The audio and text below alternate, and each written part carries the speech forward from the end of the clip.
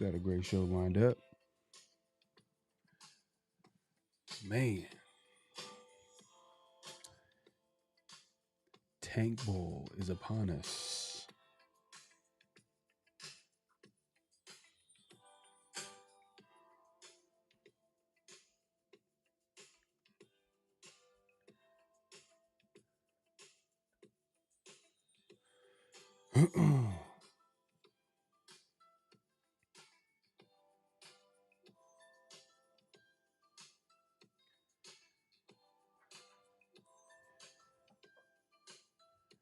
Man, everybody getting shut down.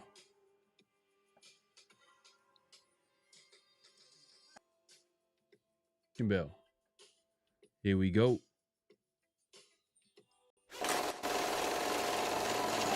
Great Pharaoh. The gift of Troy is a fabulous fabric from the land of the 5 rivers.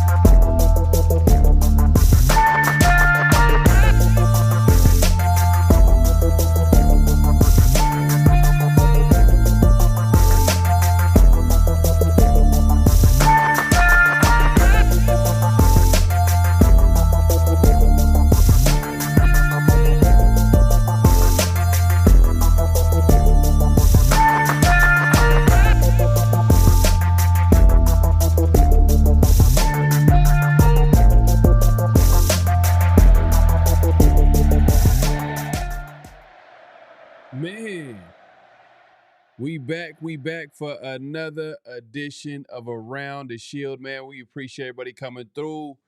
We got a great show lined up, man. We had a great conversation with a fellow Giants fan, talk about the Tank Bowl.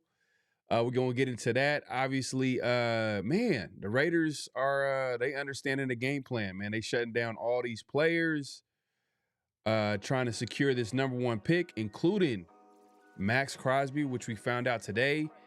And it didn't sound like he liked hearing the news that he was going to get shut down. But before we even get into that conversation and play that interview, Severe will be joining us a little bit later, hopefully. But in the meantime, we'll also play that interview that we had with the Giants fan. My guy Mike was able to come through.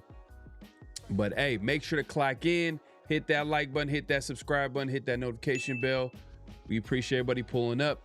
My guy Chill Ray in the building. Oh man, let me adjust this real quick. Man, technical difficulties, man. The holiday's been crazy, but Chill Ray in the building. Appreciate you coming through. Was good. Yeah, there were some issues, man. You know what it is, man. Yeah, it was freezing up, but I appreciate everybody's patience. Brim in the building, man. Was good, man. Happy holidays, man. Hope everybody's having a good, safe holiday, man. And hopefully everybody's having a good time. V. Bazila in the building says Mendoza in the first, Pavia in the fourth. What's good, nation? I'm not mad at Mendoza. I mean, obviously that would probably mean that the Raiders get the number 1 pick. Hopefully they go ahead and secure that. Pavia in the fourth. I got some other QBs that I like. But hey, man, the quarterback position is the hardest position to get right. So hey, if you get 2, man, it's nothing wrong with that. Kevin Lurker in the building. Tank.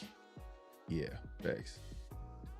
You know what it sound like? It sound like that. Y'all know that Chia commercial? Yeah, man. The Raiders, man. At first, I was a little nervous. You know, I'm gonna actually take a look at the injury report. But obviously, we all know the big names of Brock Bowers early this week. Jeremy Chin also was shut down, and then Maxx Crosby was also shut down today. What we found out, and he left the building. He did not like hearing the news, man. Salute to 831 Raider, man. Appreciate you pulling up. Like I said, man, make sure to clock in, hit that like button, hit that subscribe button, hit that notification bell. Man, so we like I said, man, I had a chance, me and Severe had a chance to have a good conversation with Mike from the Pulse podcast. He's a Giants fan. So, you know, obviously we haven't done that in a while. Obviously the season hasn't gone right. So we were just like, man, do we really want to talk to some of these fan bases about the Raider problems? But today we were able to talk to a fellow fan who's also going, hey, look, the Giants having a tough season as well. I mean, they do have some talent on that team, but we'll get into that conversation, see where they're at. And, you know, I've been hearing weird stuff from the Giants side. Like they might be considering taking Mendoza and all this crazy stuff. I don't know. Jake, man, it says Raiders need to draft a strong offensive lineman in the draft next year. Now, the Raiders need to prioritize offensive line this offseason.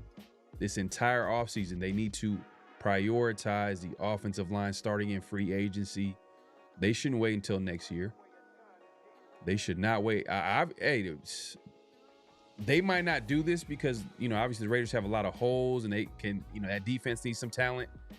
But, you know, coming up in the second round, you know, if they trade down, which is something that no one really talks about, then maybe they trade down and they grab an offensive lineman, or in that second round, if one of those guards might be available, you know, you never know. But I think it all starts with free agency. I think free agency is going to let us know exactly what the Raiders need to do in the draft. And to be honest with you, they're not going to be able to address all their needs all in one offseason. Francis in the building, man, says it's always cute when 2-win team fan base thinks one player removed the needle. Hey, man, the Raiders, and that's the thing, man. I feel like we've been stuck in this mode of trying to have quick turnarounds. If it happens, cool. But I feel like the Raiders they shouldn't take any shortcuts. Let's build it the right way. And that's going to be through the draft. That's going to be making smart moves, smart trades. Get into that in a little bit too. Hank in the building says the Giants going to get new head coach. And yeah, I mean, Mendoza seems like a big market QB. NY is a big market. Yeah, but they got Jackson Dart. Why would they even make that move?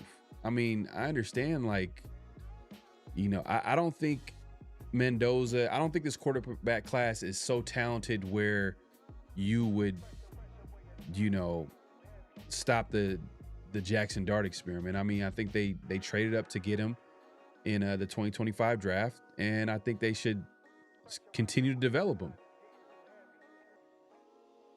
I mean, that just makes sense to me, but yeah, man. But hey, man, look, like I said, me and Severe were able to get we had a chance to talk to Mike from the Pulse podcast about the Giants. And I'm going to go ahead and get into that interview. And then right when we come back, We'll be able to talk about some of the Raider news, obviously the Maxx getting shut down, and our NFL picks too, man. Man, had a tough week. Man. I'm gonna I need a miracle these next 2 weeks, but we'll get into that. Mendoza is Goff and Dart is Allen.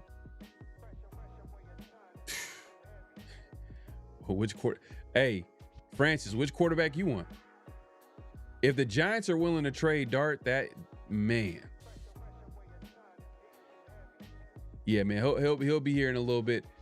But yeah, man, like I said, let me go ahead and get to this interview, man, and then we'll get back to the conversation. Here we go. What's going on, y'all, man? We got a special guest. We got Big Mike, and he is a Giants fan, and we haven't done this in a while. We haven't brought in a guest to break down the opponent because, you know, obviously the Raiders season is terrible. So it's like we don't want to have these depressing conversations with opposing fans. But guess what? It's the Tank Bowl. So if it's a Tank Bowl, we got something in common. We got some stuff to talk about. So we're gonna get into it, man. Mike, man, how you doing, man? I'm doing pretty good, man. How you guys doing today, man, on this glorious day before this terrible game? I'm actually looking forward to the game, but we'll get into that conversation. Everything's cool. It's just that I'm surprised that I'm hearing things on the New York side that they're considering Mendoza. Take Mendoza. That's like the burning question I have, like just to start this whole convo, is because I'm like, what are y'all talking about? You guys already have a Jackson Dart. Yeah. So I brought this up to friends of mine maybe when they played the Commanders. It was 2 weeks ago? A week ago? 2 weeks ago? After that game, like it was like a week or two ago, when they were clearly like they had the one pick, and it was like, I know that everybody's talking about the Jets and they got 8 zillion picks, and you know, you trade back to get all those picks. But why is it a foregone conclusion? Like, how do we know that the Giants aren't going to take Mendoza themselves? Because it's gonna be a new coach that's gonna have his own philosophy. Maybe he doesn't want Dart. I mean, although he's shown that he can play on this level, I think he's shown he can play at this level. Obviously, you know, with all rookies and everything, like, he's got to evolve. He's got to get better. You know, this floor level is cool for a 2-13 team. That's cool, right? But like, he got to get better. But is that the way that you want the franchise to go? Because maybe, and I threw this out, maybe it's not Mendoza. What if it's Dante Moore? What if Moore decides he wants to come out, and whoever the new coach is wants to not that Dart's not athletic, but like, he wants something different. What if he thinks Moore is the future? I think Moore is going to be a very good pro. So what if that's what they want? Me, I it's tough because I have a not friendly relationship with the current GM. I think he's an idiot. So it's tough because I think he's an idiot and I don't think he knows what he's doing. So I don't know where he's going with it, but the fact that he gets to pick another coach and another quarterback, and then we got to give him time to let that develop, because that's what common sense would tell you. It's kind of disheartening because I don't think he's shown anything that shows definitively he's hit on some draft picks. Mm-hmm. He has not hit on a coach yet since he's been in New York. He has not hit on a coach yet. So the idea that he gets to pick another coach is maddening to me. But you know, I don't have $1 billion, so I don't own the Giants. So I gotta sit here and gotta take it. But Would it surprise me if they took Mendoza? No, actually, because they have an idiot for a GM. So I think if you're asking me, I would not, because Dart has shown that he is an NFL caliber quarterback. I don't know that yet for Mendoza. He very well could be. But I know Dart is, and I know that locker room responds to him. Mm-hmm. So if I know that I have a quarterback that's a leader that the players respond to, he can play. And now we have weapons. We have neighbors coming back next year. Robinson Wendell's shown that he is a quality 2. Cam's crazy, but you know what? Somehow, some way, if it's 3rd and 2, 3rd and 1, I'm giving him the ball. Mm-hmm. I'm giving him the ball and saying, figure it out, because he figures it out. So you get me some O-line help, some help in the secondary. Why wouldn't I trade that pick to the Jets for all 8 zillion picks that they got from the Cowboys? Plus the money that the Giants have. Giants, why can't the Giants be what the Bears are this year? Why can't the Giants be that next year? Because they have an idiot for a GM. They have I mean, that's the answer. That's the answer. But Ryan Poles was looking like an idiot too for a minute. Poles was looking like an idiot for a while. I thought Poles was about to get out of there. I knew Eberflus was gone. I thought Poles was going to be up out of there. And then, Ben Johnson parted the Red Sea like Moses and saved this man. He said, let my people go. He freed the Chicago because he's like Poles, but he's about to get his ass up out of there. After keeping Justin Fields an additional year, and when they had the number 1 overall pick that first time, because Justin Fields does that all the time, where he's ass all year, and then like the last 4 or 5 games. He gets a little tease. He starts teasing you a little bit. Justin Fields tapping into all this potential he has. So I thought he was about to there then. But so obviously, if it was Joe Shine, Joe Shine, yeah, Joe Shine, yeah, and he's hired 2 Patriot guys, right? Is he the one that hired the special teams coordinator? Yep. And that was yep. Yeah, that was an interesting move. Yep. But, so he's yet to prove he can hire a head coach. But guess what? We got that in common, baby. We got that in common. So we on that same wavelength. Right. So I'm sorry. Go ahead. No, I was just gonna say that I'm glad that we got out the way. Like, there's no reason why Jackson Dart should be, replaced by a quarterback year 1, because I don't think this is that type of draft. I think we can all agree that this is not that type of draft where, oh man, this is the next great thing at QB. Are there some solid good QB prospects? Sure. But is that enough to waste a pick or to use a pick and then have Jackson Dart? Like, what's going to happen to Jackson Dart? You guys going to trade him for a 2nd round pick, maybe a 1st round pick with somebody? I mean, if someone has, because I feel like he's shown enough, he's flashed enough for him to be at least get a few years to build around him. You know what I mean? Let him get a full season. Exactly. And then to address your the GM, I was surprised that he wasn't fired and Daboll was fired. And the reason just because what I would have done. Daboll was I thought he would at least get another year just because he was responsible bringing Dart.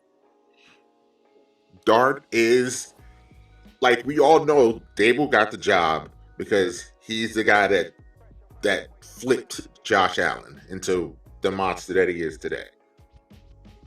All this, then he was stuck with Daniel Jones, which, it didn't work. Like, it didn't work.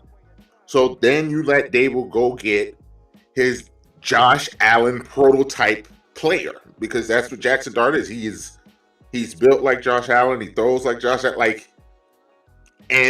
Believe it, like, I know that saying you are what your record says you are, but I don't think the Giants are the worst team in the league. No. Like, I don't think that at all. It can't be when we are. But like you said, like he's flashed. Like and it looked like that team still was playing hard for Dable, even though I think he's a little, it wasn't working, but they played hard for him. My tell with coaches always is if the team looks like they quit on him, he's got to go. That team didn't look like they quit on him. No.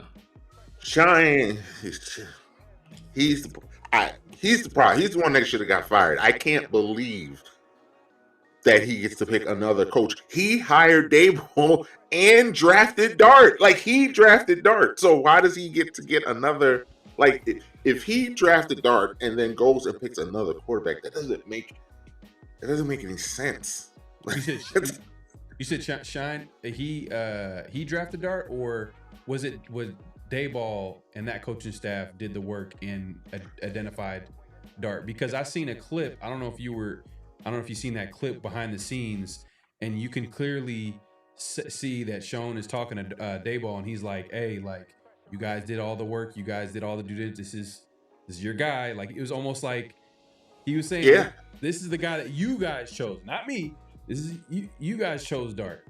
And because he was I think he in that same, I don't know what it was. I don't know if it was like I don't know if it was like some type of, what you call it.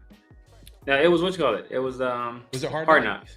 Was it Hard Knocks? Hard Knocks, yeah. Because Hard Knocks. There was another moment where he was making jokes because who he wanted was Cam Ward, which, I'm not out on Cam Ward, but that was the guy that he clearly wanted, and he was checking in on, Tennessee, are you guys, and he was jokingly like, oh, look, just checking in, like, hey, are you guys gonna trade? And like he knew that they're gonna say no or whatever, but he clearly was all in on Cam Ward. But Dart obviously was a guy that it just felt like the coaching staff was all in on him. So then he obviously was like, all right, we need to get a quarterback, so let's go ahead and get him. So I don't want to even give him too much credit on Jackson Dart when Dayball was a guy. And I thought like he did a good job with Dart. Man, Dayball has on his resume, he has Josh Allen. That's the guy that he was a part of and bringing in and developing. And then he has, Jackson Dart. So I'm like, that was a big surprise. There is a humongous canyon between those two players, though. Like, you skipped over a whole section. He was like you got Josh Allen. Yeah, there was a little spot in between. There was a little something. Well, because come on, man, Daniel Jones, like he wasn't a part of. The reason why I didn't bring up Daniel Jones is because he inherited Daniel Jones.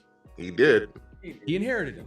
That wasn't his quarterback, and he wanted to. He didn't want to have anything to do with them, and they still gave him that contract. And then who re-signed him? Who gave him that money? Yep. Yeah. Who gave him that money? That's your man's. Mr. Clean. Who gave him that money? When I'm sure, as we're saying, Dable probably told him like, yeah, he's okay, but he's not. He can't do the stuff I need him to do. It doesn't. And he said, no, this is the guy. Because who drafted Daniel Jones? Mm-hmm. Yeah. So there's nothing worse, bro. When a coaching staff doesn't believe in it's not going to work. When a coaching staff doesn't believe in a player, it's not going to work. So when a coach is telling them, do not re-sign him. We need to get a quarterback before 2 years later they end up drafting Dart. But still, yeah, you're right. So again, that's what I'm saying. I don't understand why this man continues to keep getting making decisions. It's baffling. Well, at least you guys got talent, though. You guys got talent. There's talent there. Ooh, man, you got your 2 and 13 feel a whole lot different than our 2 and 13. Our 2 and 13 is like it's literally they're in the desert. They're located in the desert, and it's the team as far as talent is a desert. It's rough. I did want to say this though because I've caught flack for this. I don't think hiring Pete was a bad hire. I still don't. I still think Pete actually can coach. The problem was y'all don't have a lot of talent. I gotta give you the conceded on that one. the talent, but his problem was hiring Chip Kelly. That was the killer. Because that I could have told you to never do. Never. That man is a college coach, not a really good one, but he's a college coach. What he wants to do does not work in the NFL. It doesn't translate to the NFL. The way he talks and acts with the players doesn't translate to the NFL. He can't be in the NFL. So to go hire him, that was the problem. Because I still don't think Geno's actually that bad. I think Geno's Fort was doing what that idiot was telling him to do. And that's where we disagree. Pick. That's where our paths diverge. That's where our paths humongously diverge. Because I think Chip Kelly, offensive coordinator Chip Kelly, I think he could be one of the best offensive coordinators in the league, bar none. I think Chip Kelly operating under the parameters set forth by Pete Carroll. Peep this. If I hire you to do a job, let's say I hire you to fix my house. You're a contractor. I want you to fix my house. I say, yo, Mike, I need you to do this project on my house. I need you to fix it. Your expectation would be like, okay, cool. I'm the head of this project. I'm gonna bring in my guys that I've worked in the past with, and we're gonna tackle this project, right? What if I say, yo, Mike, I'm hiring you to fix my house, but I'm gonna hire everybody on your staff and pick all the materials you use and pick all the tools you use. Do you think you'll be able to do as good of a job fixing that house as you would if you had your own people? No. So this. We hired Chip Kelly. Guess who our quarterbacks coach is? Greg Olsen. Who? What did Greg Olsen do? He worked with Pete Carroll in Seattle. Guess who our offensive line coach is? Brennan Carroll. Need I say more? Right? Guess who our assistant quarterbacks coach is? Nathan Carroll. Do I need to say another name? Our assistant offensive line coach worked in Seattle with Pete Carroll. Our running back coached at USC. Our wide receivers coach is a guy he got from every coach. So that's why when we fired Chip Kelly, we fired two guys. Chip Kelly and the only motherfucker he brought with him. There's only two people got fired. So we hear people around the league saying look, I don't know what the hell they were running, because what we see from this team is not what Chip Kelly is known to have run at any point, whether it's Ohio State, UCLA, or Oregon. This is not Chip Kelly's offense at all. This looks more reminiscent of something that Shane Waldron was doing, with a little sprinkling of some Chip Kelly in there, with some air raid concepts like wide cross is an air raid concept, but Andy Reid runs wide cross, Cliff Kingsbury runs wide cross. A bunch of anybody, Lincoln Riley ones, anybody that's any disciple from the air raid or took anything from air raid, they run wide cross. So that's the only thing that people point to, the Raiders won wide cross. Well, anybody who took anything from an air raid offense uses wide cross, because that's one of their levels concept or one of their flood concepts. So pointing to that, it means nothing to me. But at the run concept, the entire run game, which Chip Kelly's main priority is, anywhere he's gone, he's been a running back coach. You can't name me a single wide receiver that Chip Kelly coached in the NFL, or coach that went to the NFL, but you can name me 4 or 5 running backs he coached that went to the NFL. So that lets you know where his priority has always been. You can't even really name me any quarterbacks outside of Marcus Mariota. Jeremiah Masoli, Dennis Dixon, Darren Thomas. None of these guys were any good. But his running backs, LaMichael James, LeGarrette Blount, he got running backs for days. So, Kenyon Barner, he got dudes for days. Obviously, Quinshon, Travion, Charbonnet, who Pete Carroll had in Seattle. So he has running backs for days. So his priority is the run game. And who do you put in charge of our offensive line and put as our runs game coordinator? Pete Carroll's son. It's come on now. And Pete Carroll been lying since day one. I told people at the beginning of his time here, he was a bald-faced liar. He been lying since he took the job. He lied on where he was moving to training camp to. He lied on how many games he was gonna win. He lied on Christian Wilkins. He lied on what else he lied? He told some other lies too. He's just been lying. It has not been fun. It has not. It has been. Yeah, it's been tough. I thank you for that information. Was not pretty that I knew he brought people over from Seattle. I didn't know he brought off basically the whole damn team. The whole Two of staff, his I should sons. say. Our two And sons. Whole two family. sons. I mean, two sons, but you know, LeBron James is a bad dad, though. I know. Exactly. I know. LeBron Right. James is a bad dad, though. Right. He got Bronny in the league, so now the world's got to end. But that's not here or there. That's not here or there. But yeah, I mean, I Pete Carroll is. I see what you're saying, because all of that does add up to, yeah, this ain't gonna work. Yeah. Not the way it's supposed to with Chip. It's just hard when I look at Chip's resume and I look at Pete's resume. Pete has won everywhere except the first stint with the Jets. Like, that's the only. The Patriots. Was it Jets or Patriots? One of them. One of them. The first one he didn't do good, and then he got better. Yeah. And then we know what he did. I think it was the Jets. I think it was the Jets. I think it was the Jets that he wasn't good. Yeah. We know what he did at USC. We know what he did with the Seahawks. Like, so. But look. And I know Chip's resume. I know that he ruined the Eagles, and then it took them years to fix what he did with the Eagles. He went to UCLA. He ruined UCLA when he went over there. No, he didn't ruin us. We was already bad. He brought us up to mediocrity. we were trash. We went from Carl Durrell and I don't remember who our coach was after Carl Durrell. I think it was Rick. We went back to Rick Neuheisel. Like, that would be like us Rick going back. Neuheisel. That's like us going back to John Gruden again, like for a third time. Like, we went back to Rick Neuheisel. I mean, Gruden would be your coach right now if he wasn't a terrible human. Yeah, if he wasn't. If he didn't. That man could coach football, though. I know that. He coach football, but see, that's my thing with Pete Carroll, is that Pete Carroll, he has been in some advantageous positions where obviously he's at USC. I know I'm in LA, and if you have money and you have a name school, you will do well. And what Pete Carroll had was, he had money.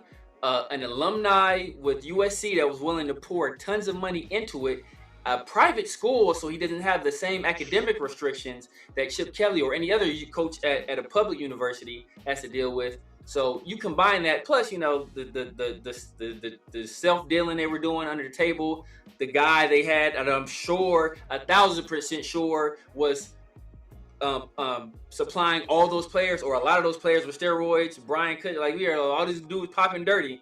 And after the fact, he conveniently leaves SC as the NCAA is about to sanction SC, for his recruiting violations, and then Lane Kiffin takes the brunt of that because I think he gets the job next.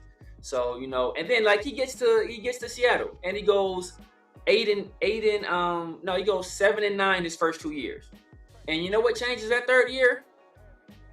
Russell Wilson.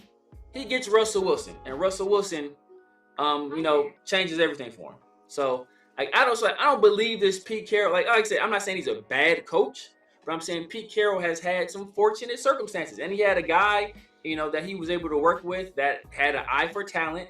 And I'm not saying Pete Carroll doesn't. Obviously, he doesn't anymore because he for weeks he kept telling us that he was surprised how bad we were. I'm saying that he didn't but the game has passed him by. And Pete Carroll is Phil Jackson in New York.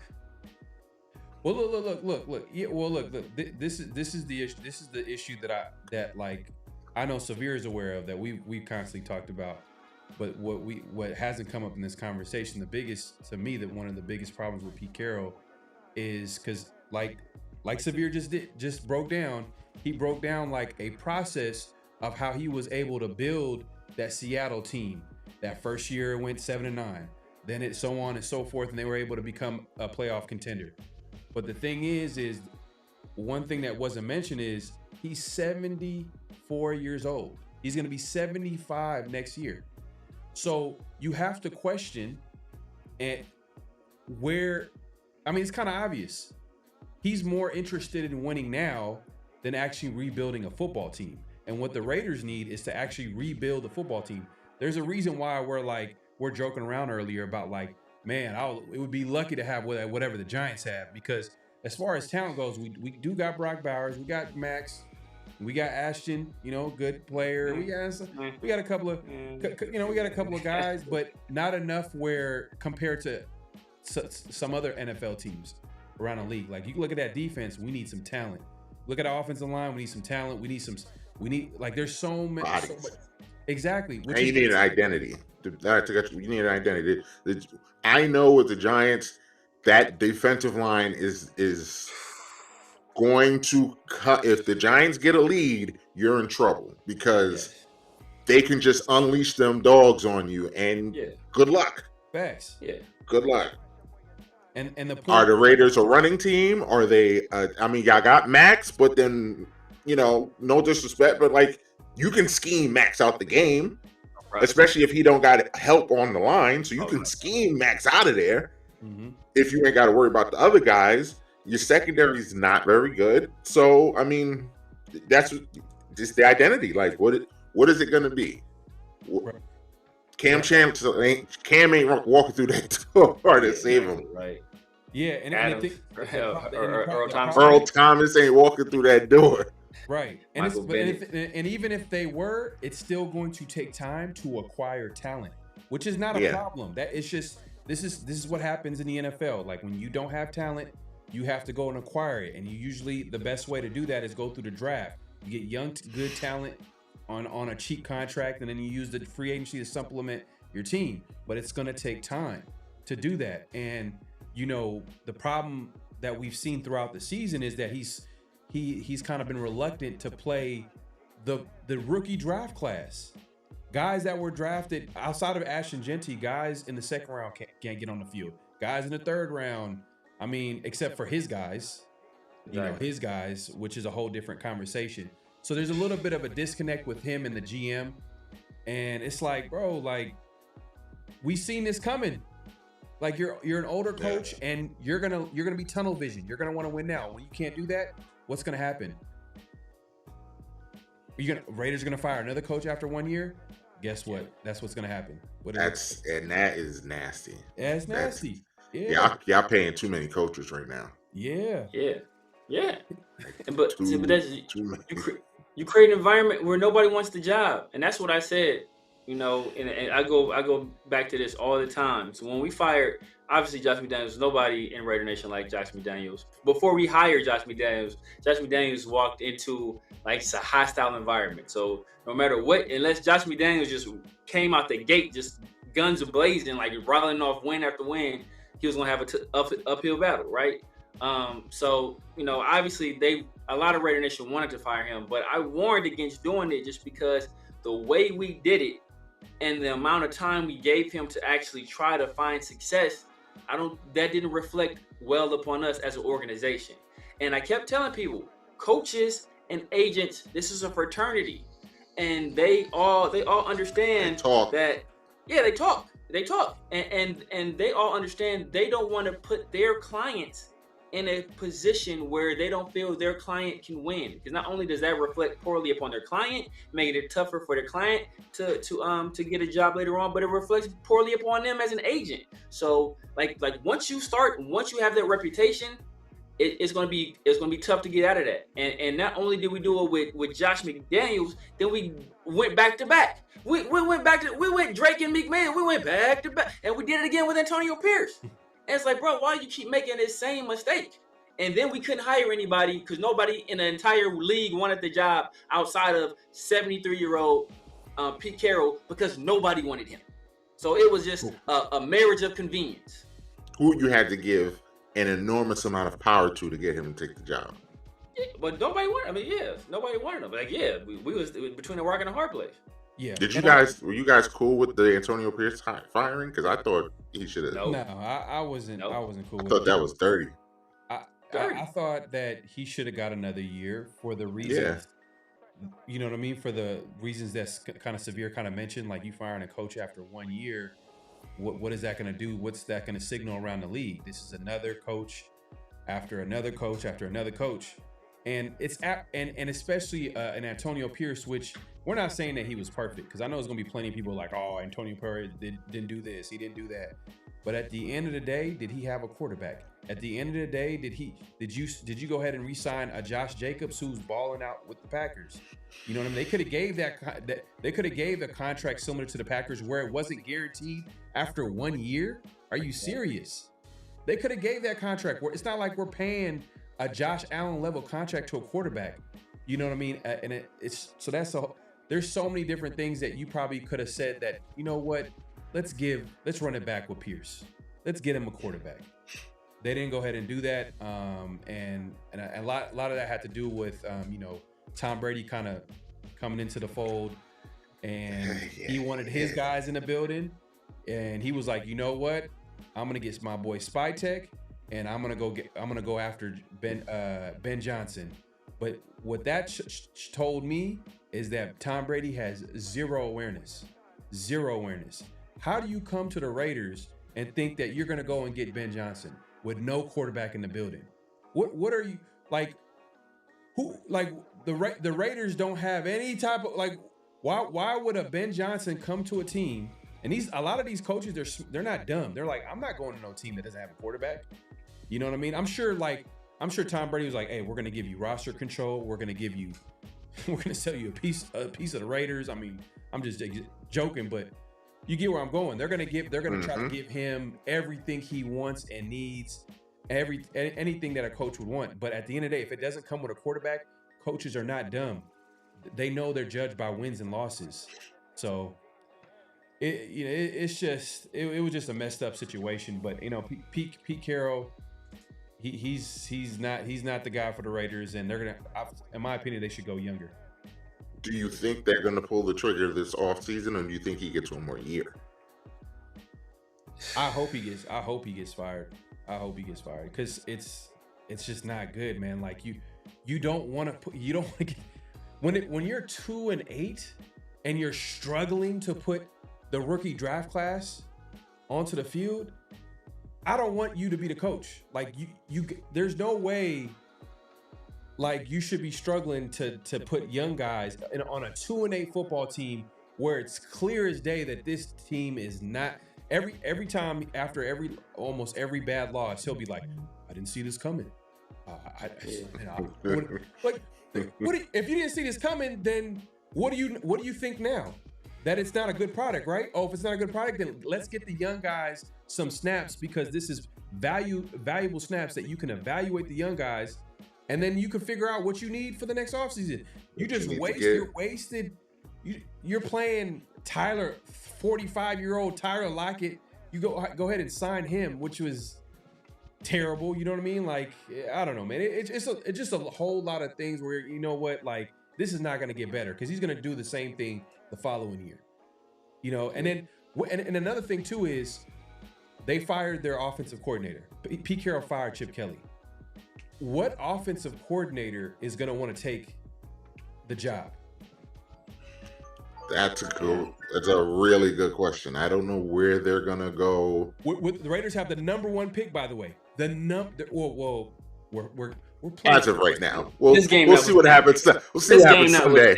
It's gonna be you gonna see. You gonna see the Raiders this weekend. You gonna see. Because the Raiders are actively tanking in this game, because now Brock's out for the year. Maxx is out for the year. Yeah. I see a tank. I see a tank when I know a tank when I see one. Yeah. The Giants too, though. Yeah, I heard a whole bunch of people didn't practice the other day. Then I'm hearing rumblings that Russell Wilson might be the starter at quarterback. If Russ starts, then the Giants have quit. Yeah, that's what I'm saying. That's what I'm saying. If Russ starts. That's what I'm hearing. I'm hearing Russ is being floated because we saw what Jameis did. Jameis went out there and made the most athletic play. He made a more athletic play than I've seen any Raider player make all year. When he made that catch, at the contested catch, put the move on with the stiff arm and hit the finger roll. That was look. I honestly feel bad for Jameis because I'm a Jameis truther, and I think he's kind of got Tom. It all comes full circle. Tom Brady ruined that man's career because if Brady didn't want to go to Tampa, even though he threw the 30 picks, he was going to be their quarterback next year. Yeah. Like, the only reason they got rid of him was because Tom Brady wanted to come there. Mm-hmm. So once Brady comes, then they kick him out. He can't get a starting job. Jameis is a little eccentric, as we know. My guy. But I always contend Jameis can play. Jameis can ball. Like, Jameis's problem is a great problem. Jameis's problem is the problem that Jalen Hurts doesn't have. Jameis trusts his receivers too much. Jameis really believes if I get it over there, he'll catch it. Somebody will catch it. Yeah, somebody. A lot of times, it may not be the guy on his team. Somebody gonna catch it. Jameis knows I get that ball over there for somebody to catch it. Yeah, hey. He trusts his guys too much. He trusts his instinct too much. Whereas Jalen is very conservative, but it works. But I think that Jameis. I wish Jameis would have won that Lions game. He played so well in that game. He really played well. And man, Jahmyr Gibbs is just a bad man. God, he's just so good. He's so good. Is this a fair thing to say about Jalen? It might be true by all quarterbacks, but I'm just thinking about it. Is Jalen just as good as his offensive coordinator?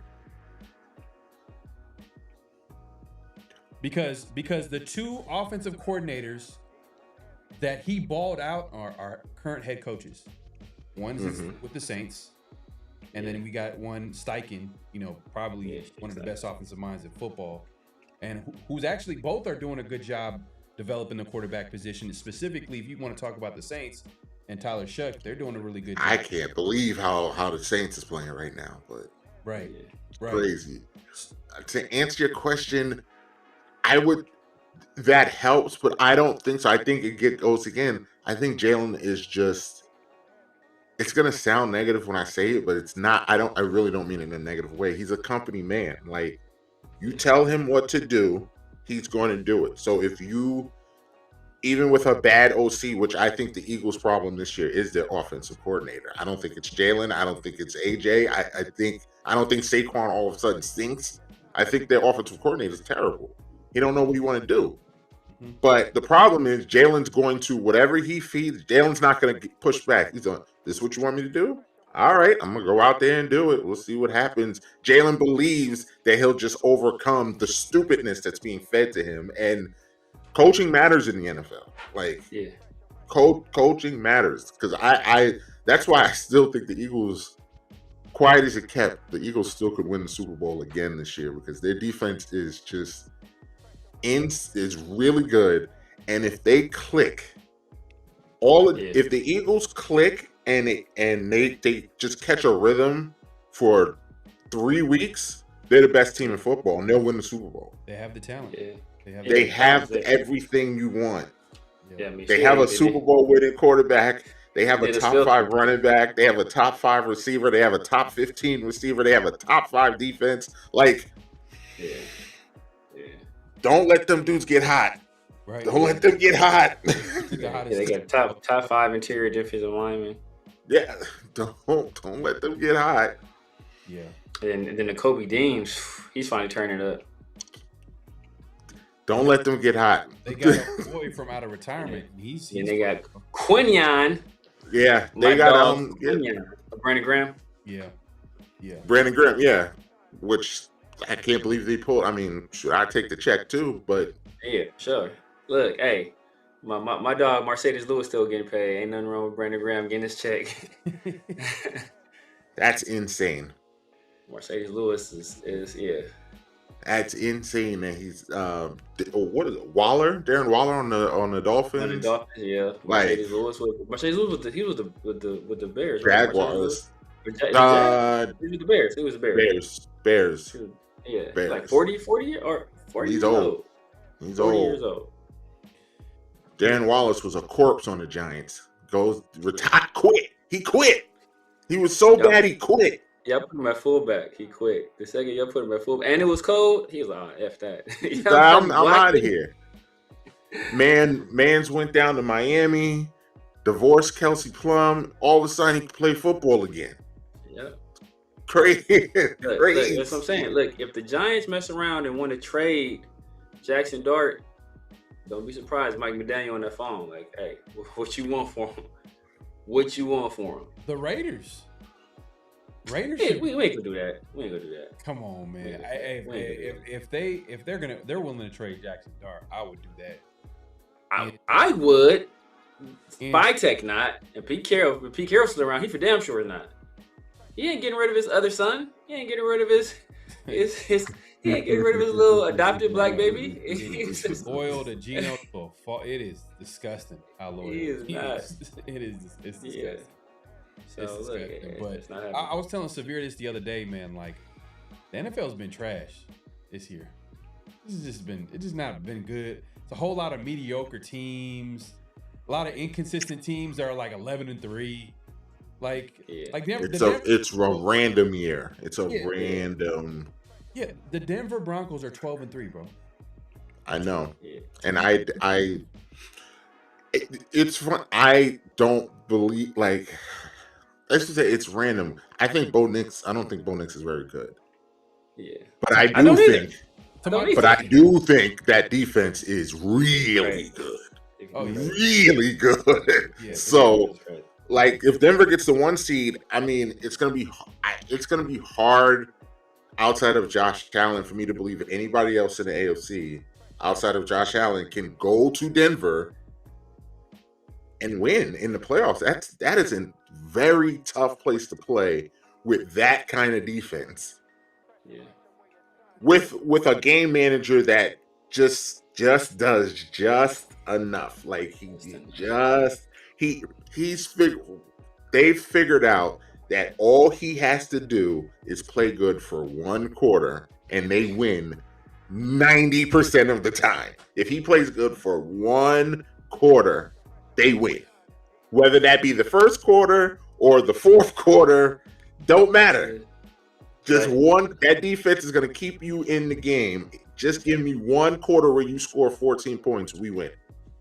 This is, and you know what? This is like the Peyton Manning that last year when he won it with Denver.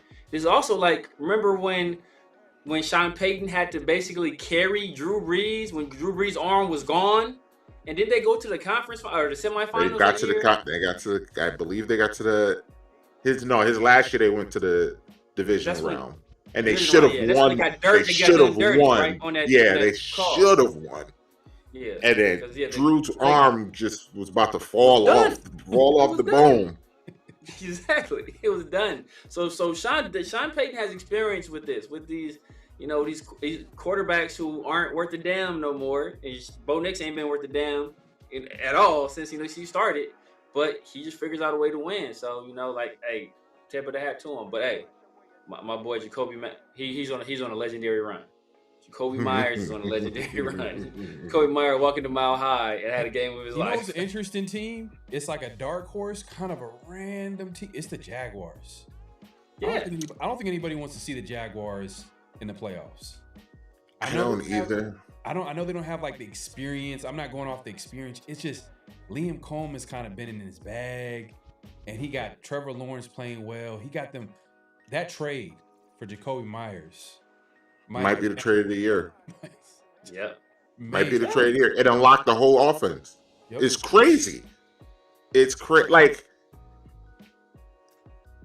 your work environment really got he's a whole different person. No, he's a good player. It's just he's a good player. It just tells you how bad the Raiders are. Exactly. Jacoby Myers is, and I don't want to, because he's better than this. So I don't want this to look like a slight, but this was like when OKC got Alex Caruso. Just that missing sauce. Just that it's like he's not an elite player, but they do everything just good, and they're a person that just greases the wheels.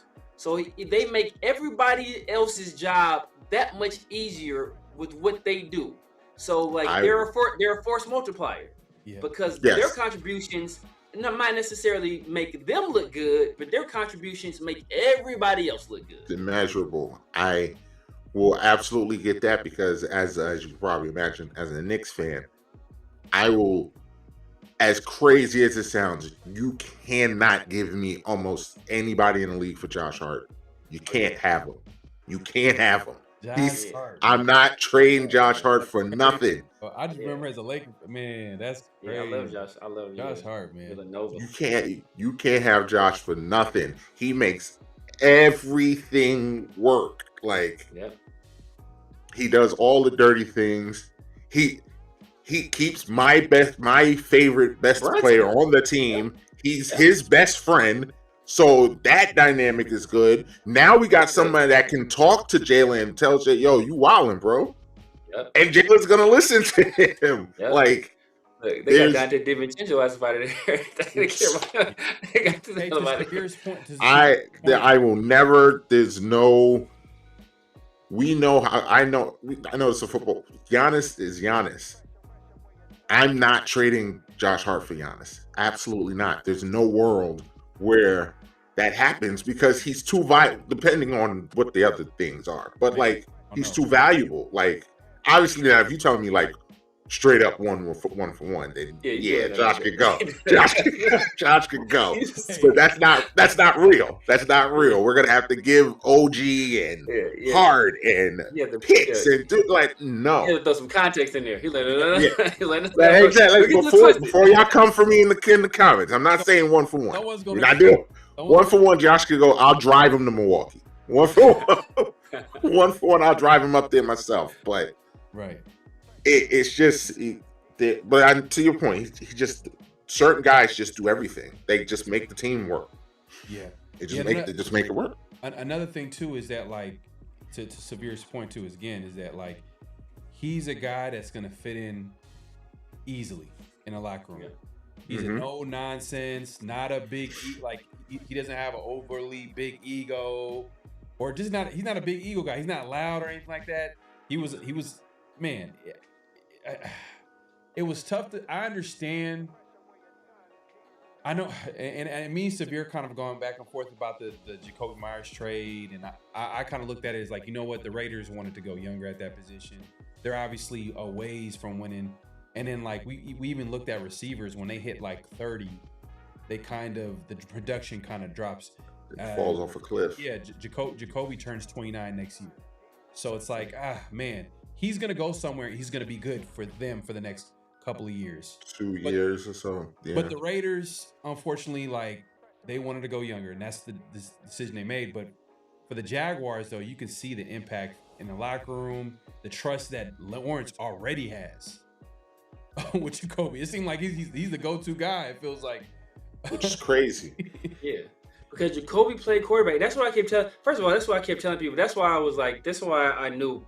This is one of the first things I knew Pete Carroll was a fraud, because when you can't talk about culture, and then a guy like Jacoby is asking to get paid what he's owed is fair money, market value money for a receiver of his caliber, and he's a cultural like pillar. He's the kind of guy who lays the foundation. He's like a Udonis Haslem type figure in terms of what he's going to bring to your locker room, especially to your wide receiver room. And you have a young, skill position group, whether it's Genty and Brock and Besh and Trey Tucker still young, and you obviously going to probably draft another number one receiver because you need it. So you're going to, and Dante Thornton, like, you got all these young guys, so you need a guy like that to kind of be the elder statesman and still be productive and go out there and do the dirty work and don't ruffle any feathers. And he used to play quarterback, so he understands the nuances of what a quarterback is looking for, how to make himself available and put himself in friendly positions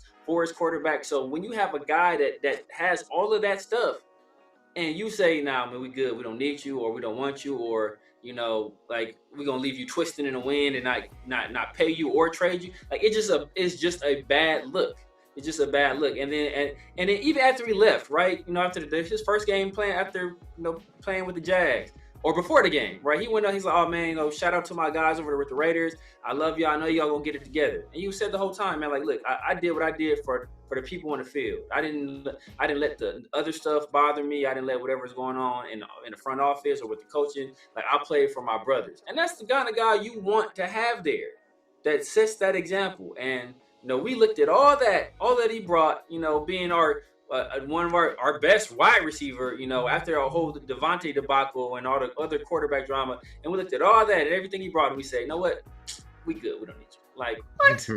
Like, it's making me think. I put that on Spy Take, though. I don't put that on beat. I think it was a Spy Take all the way, 100%. Possibly. Yeah. I mean, it was more Spy Take than Pete. As far as like the contract, because he took his time with the Colton Miller situation. He obviously got that deal with Maxx Crosby done. The obvious deals, left tackle, pass rusher. But then with Jacoby, it was like, let's wait and see. You know what I mean? Yeah, sorry, Jacoby, all that money. Right. But going back to the Tank Bowl, I mean, it sounds so. There's rumors that Russell Wilson might play. So there's a possibility that might happen. But I felt like I seen a presser with Jackson Dart talking about how excited he is for this game plan this week. But I guess things could change. I would play Dart. He's young. He's got to learn. He needs to play in all of these games. Like I saw that Dak Prescott is trying to talk his way into playing. He doesn't need to play. There's no need for Dak to play. We know what you are, Dak. You're good. You're solid. The season's over. Jackson's still learning. He needs every rep possible. So send him out there. Exactly. Again, if they send Russ out there, it would just further prove that this organization is being run by an idiot. But they're trying to secure that number one. I think what benefits you guys is that I think the Giants are going to try and win this game. Yeah. I don't think the Giants, they are resting players and management is trying to tank, but these guys are going to try and win this game. Yeah. And no, the Giants have played better over the last few weeks, I would say, than the Raiders, although y'all played Houston really, really well. Yeah. Listen, I think that's what's going to benefit us. I think we're going to try to win this game too. And I think tried to mess up my parlay, man. I think we're going to let what happened in Houston. I think people are going to look at that like, look at us. Because remember, we played really well against the Patriots too, and then been getting dog walked ever since. Yeah, and Denver. We've been getting dog walked basically every right. So I think we're going to take that momentum. We think there's some kind of momentum going to that game, and think that we figured something out. No, we didn't figure nothing out. It was a trap game. Because the Texans just coming off putting up 40 on the Cardinals. It's coming back home against the worst team in the league, and they didn't tackle well, they didn't cover well. Got Derek Stingley up there getting beat by Jack Besh, and they missing tackles in the open field. It was just a nasty game. And then and Dylan Parham played the game of his effing life. And I ain't never seen Dylan Parham play so well, but ever in the NFL. So our interior, yeah. So look, Dylan Parham coming off that game. And guess what he's rewarded with? And for my money, the best interior defensive lineman in the league in Dexter Lawrence. That's what you get this week. That's what you get this week. Out there, you're hitting them with like he get and then you got Forsyth against Abdul Carter or Thibodeau or Burns. Like it's gonna get Burns.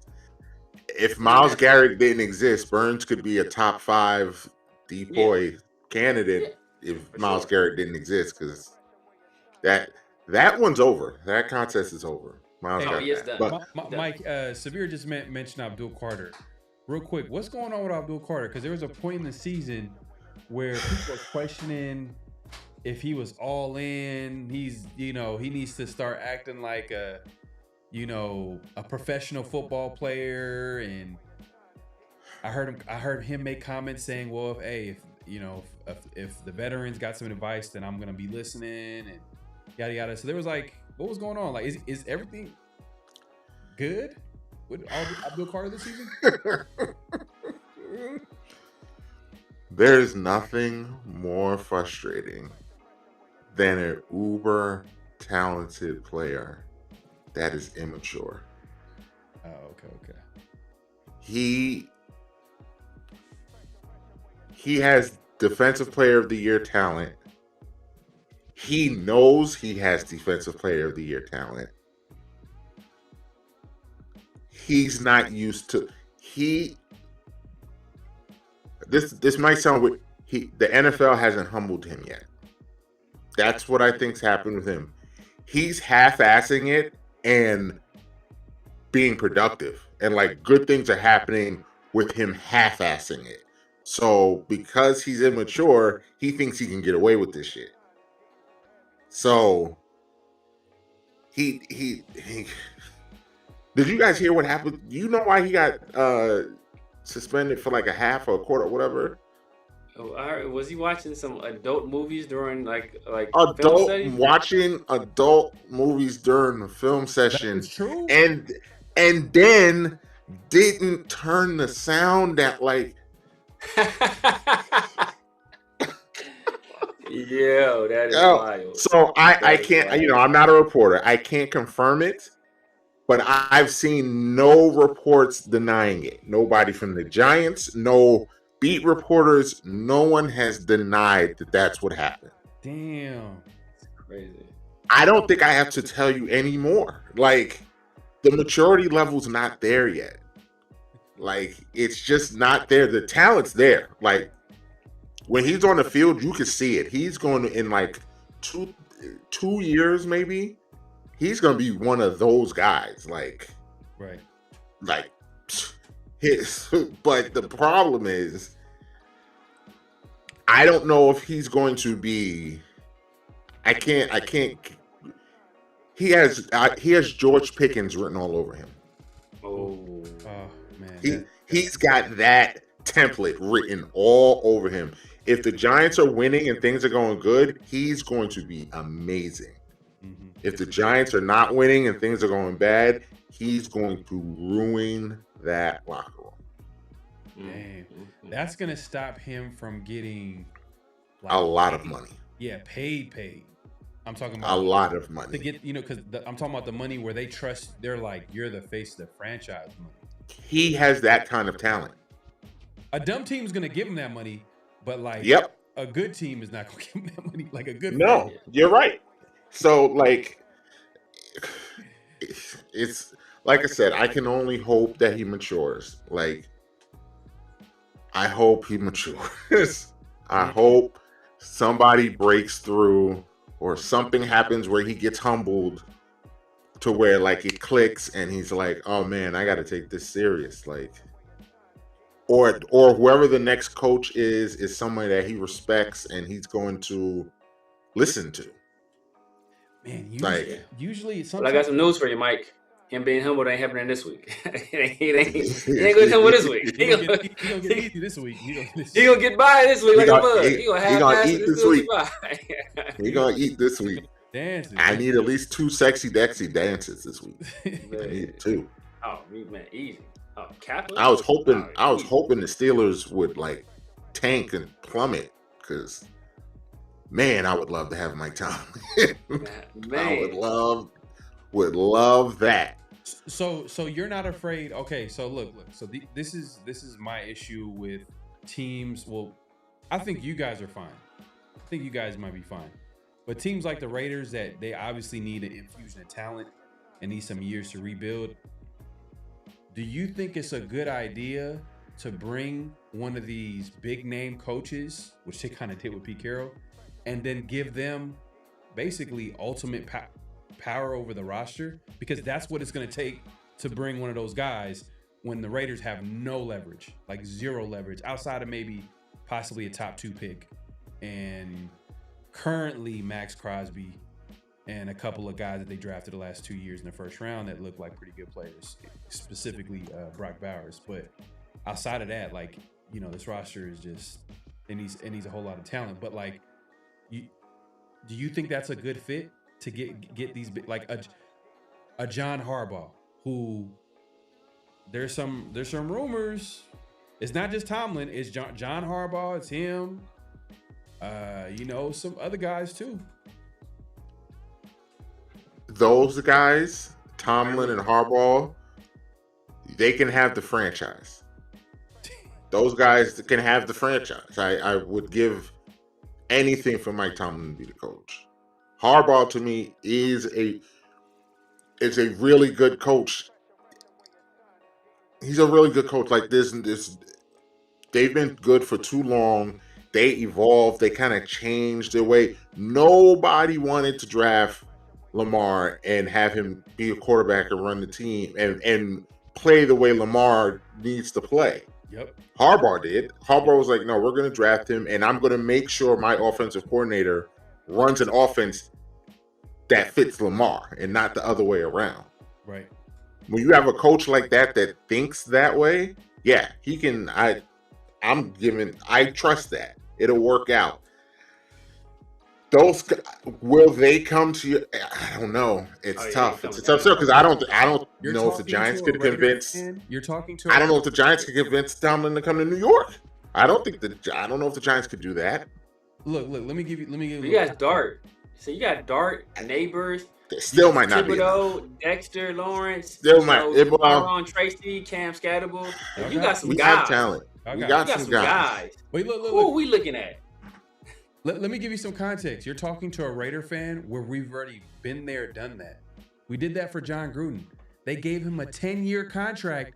And did you see? That contract was crazy. The contract was insane.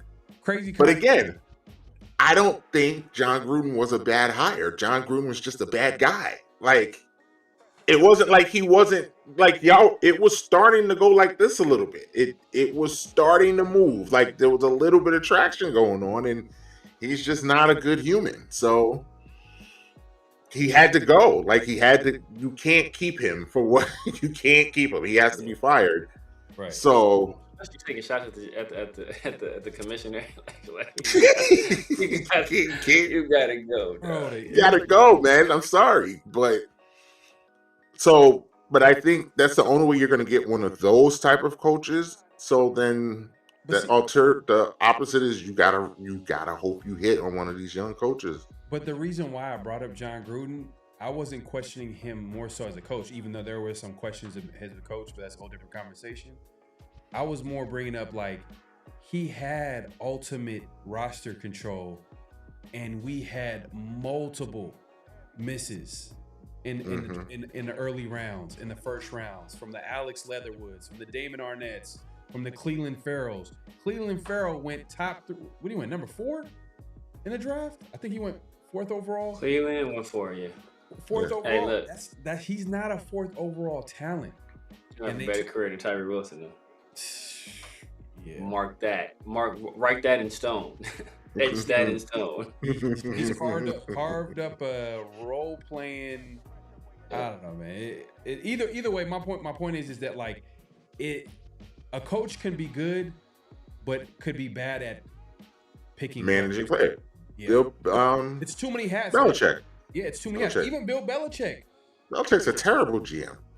Yeah. The reason why Tom Brady left was because at the end of the day, the talent on the team wasn't good enough. It's trash. Like Belichick's a terrible GM. He's a great coach. He's a terrible GM. That was Chip Kelly's problem with Philadelphia. People are, the NFL figured out his offense. No.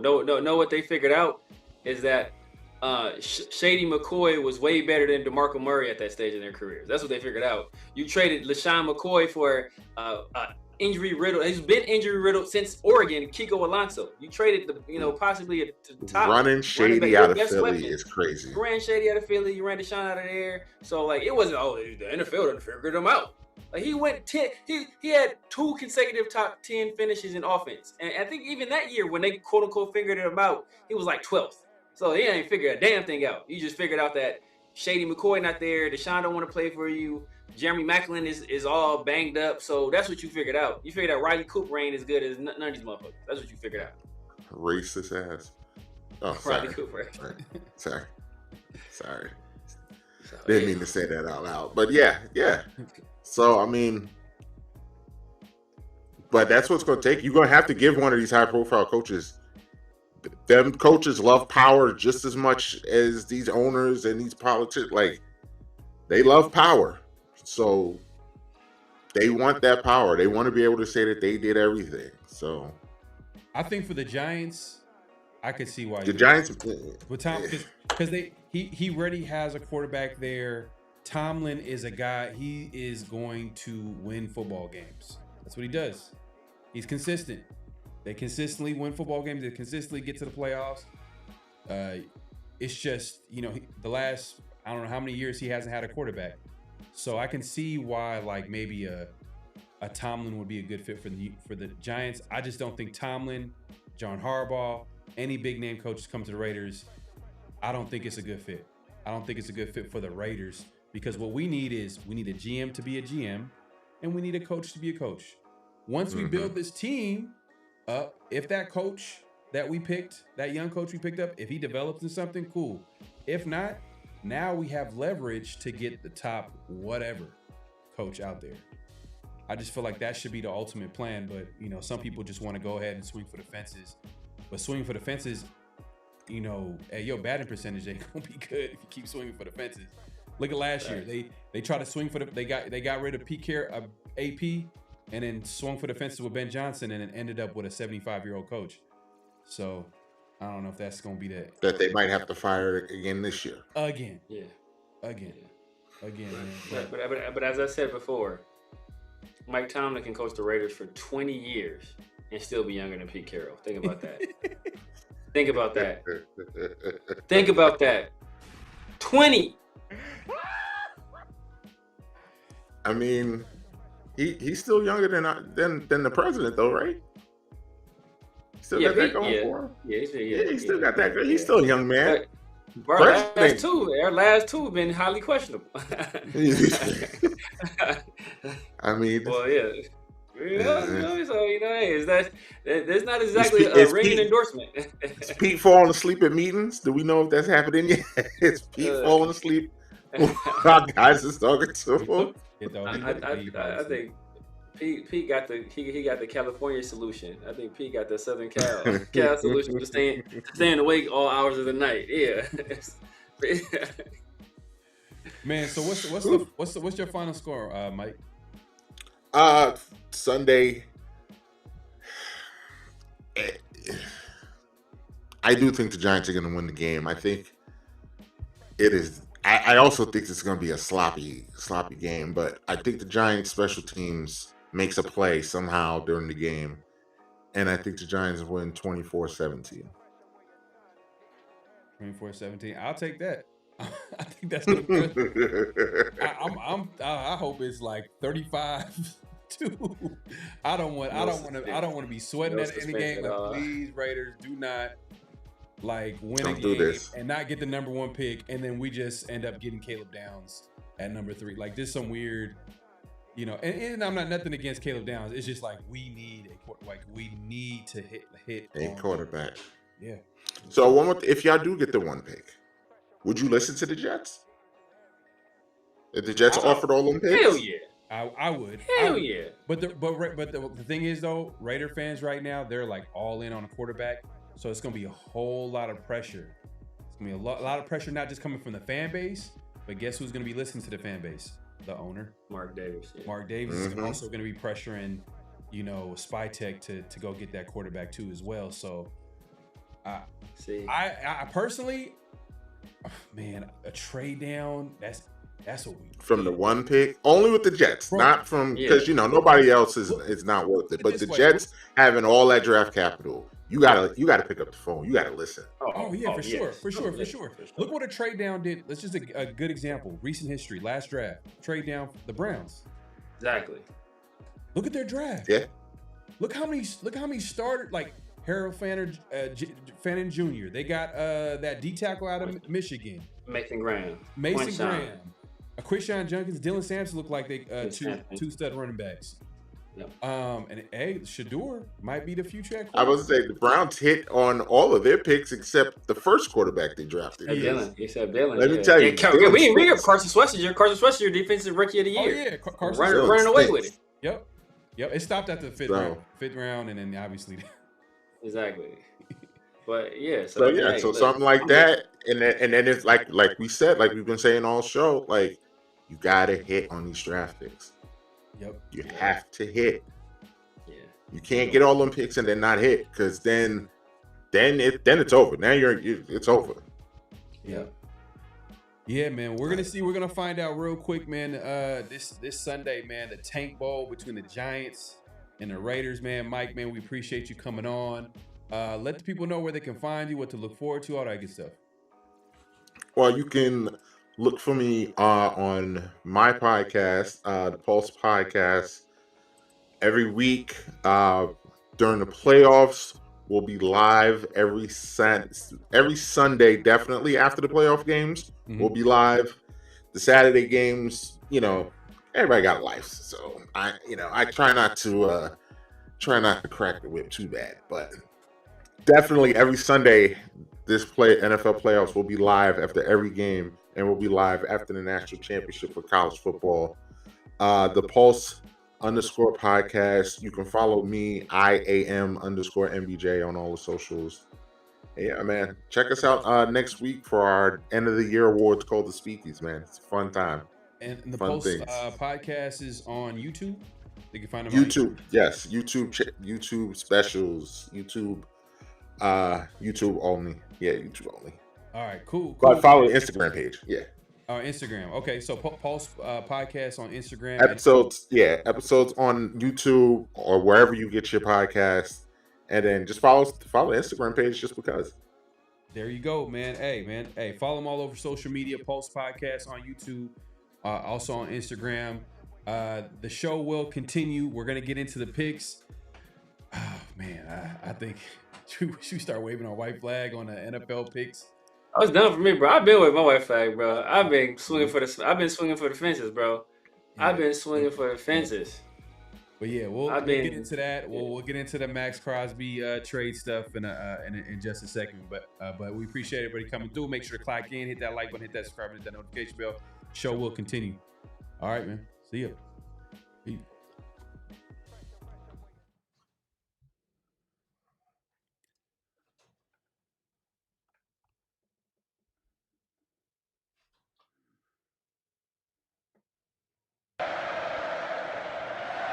We back, man.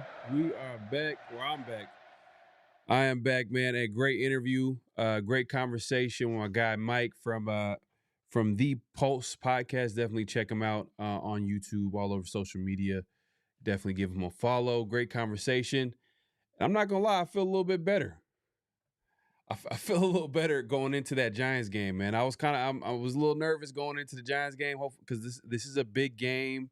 It's not going to guarantee the number one pick, but it's going to put the Raiders in a great position. Great position. I'm still going to be eyeing that Chiefs game as well, but one game at a time. One game, and starting with the Giants this week. So hopefully the Raiders don't do anything crazy and win this football game, because they need to get this top pick. I think the Raiders definitely need to get this top pick so they can control their destiny, give them all the options, whether it's going to be trade down, whether it's taking a quarterback, whatever they're going to do, they're going to have it. You would want them to have it at their disposal. So, yeah, man, we appreciate everybody coming through. Yeah, man, Severe was supposed to, come back by this time, but obviously he's having some technical issues. That being said, we can get into let's get into, hold on, let me see. All right, here we go. So yeah, man, let's get into the Maxx Crosby conversation, because I didn't really get into too much. Obviously, we didn't get a chance to talk about that. And obviously Brock Bowers early this week got shut down. Jeremy Chin got shut down. And I mean, once we heard Brock Bowers and Jeremy Chin were going to get shut down, we're like, oh my God, yeah, the Raiders understand what's at stake right here. Okay, we get it. And I'm pulling up the injury report here. I should have had that up earlier. I wanted to take a look at what the Giants are looking like going into this game. Let's see here. Boom. But earlier today, Maxx Crosby was told that, that he's going to be done for the season. And he didn't take the news too good, and he asked to leave to basically he left the building, the Raiders building. So I'm sure that he was upset to hear the news, because Maxx Crosby, obviously he's a competitor, he's a great player. I don't have any issue with Maxx Crosby having a problem not playing and not believing in the tank, because that's what he's supposed to say. That's what he's supposed to do. I mean, his mentality is to go out there and compete. That's what makes him a great player. But for the Raiders standpoint, I think it's a great move. But you have to question too as well, because I know this is a tough conversation for some Raider fans. You have to question, is he going to be here long term?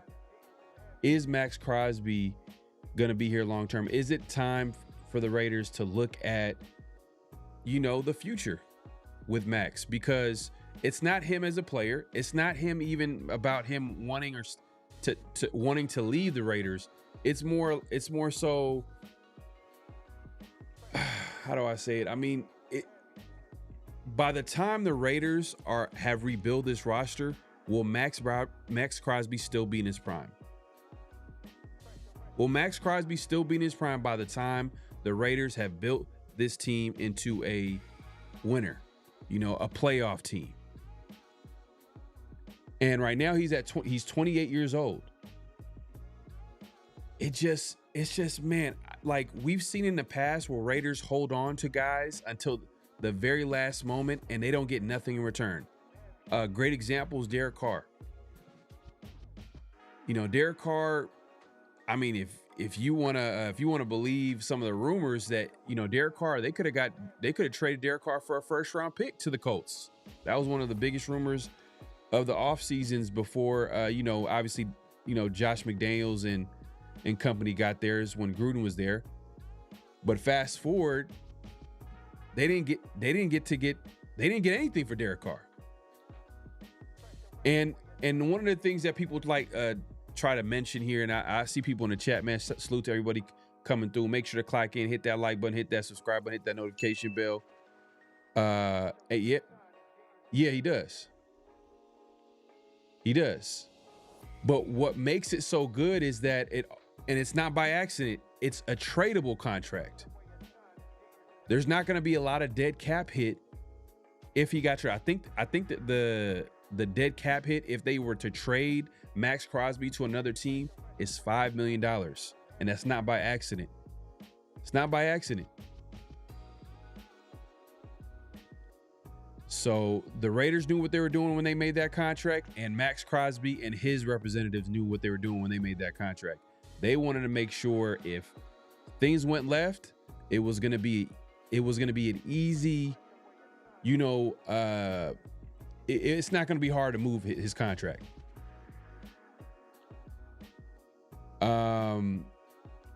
Maxx doesn't fall into the rebuilding timeline. Exactly. And this is what I brought up earlier in the season during the trade deadline. Look at a great example of what, trading your best player on your team, and that is the Lions. The Lions traded Matthew Stafford to the Rams.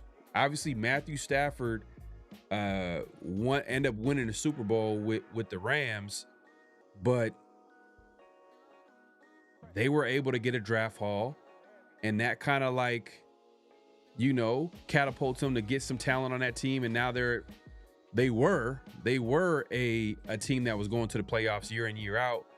Obviously they got Jared Goff, that helps, but hey, the Raiders can get their Jared Goff and Mendoza this year.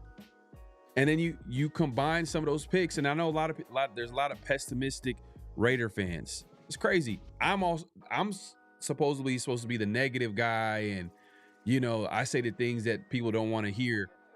But there are fans, when you tell them that getting multiple first round picks, getting a draft haul, their answer to you is, oh well, it's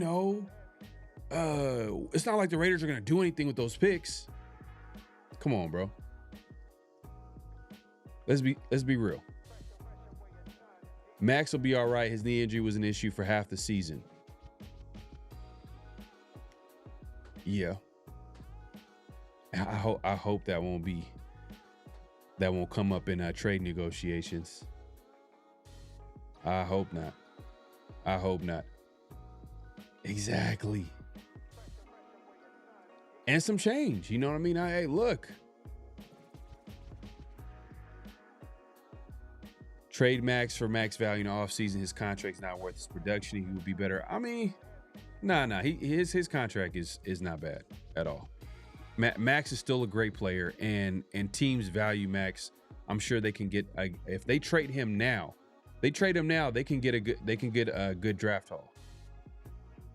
Obviously, everything was quiet down earlier in the season because that's where I was talking about how like I brought it up earlier in the season, and I wasn't really saying that it should happen during the season, but at some point between now and the end of the season, the Raiders need to consider moving Maxx because I could see it coming. Is because the Raiders are on a different timeline. They're trying to rebuild. And a guy like Maxx, he's ready to win now. His prime is right now. He's made comments in the past. And I know in his podcast, he's like, I'm here to stay here long term. But man, I understand he's a competitor and he wants to be out there. But look, I'm sure he's frustrated with how the season went. How the season's going. I'm sure he's frustrated with possibly another coach probably getting fired in Pete Carroll. And now you're telling him not to play the next two games, and and he leaves the building. Look, man, it's just a sign that you got two people on two different timelines. You got Maxx who wants to win now. And then you got a team that, they're hoping to win later down the road.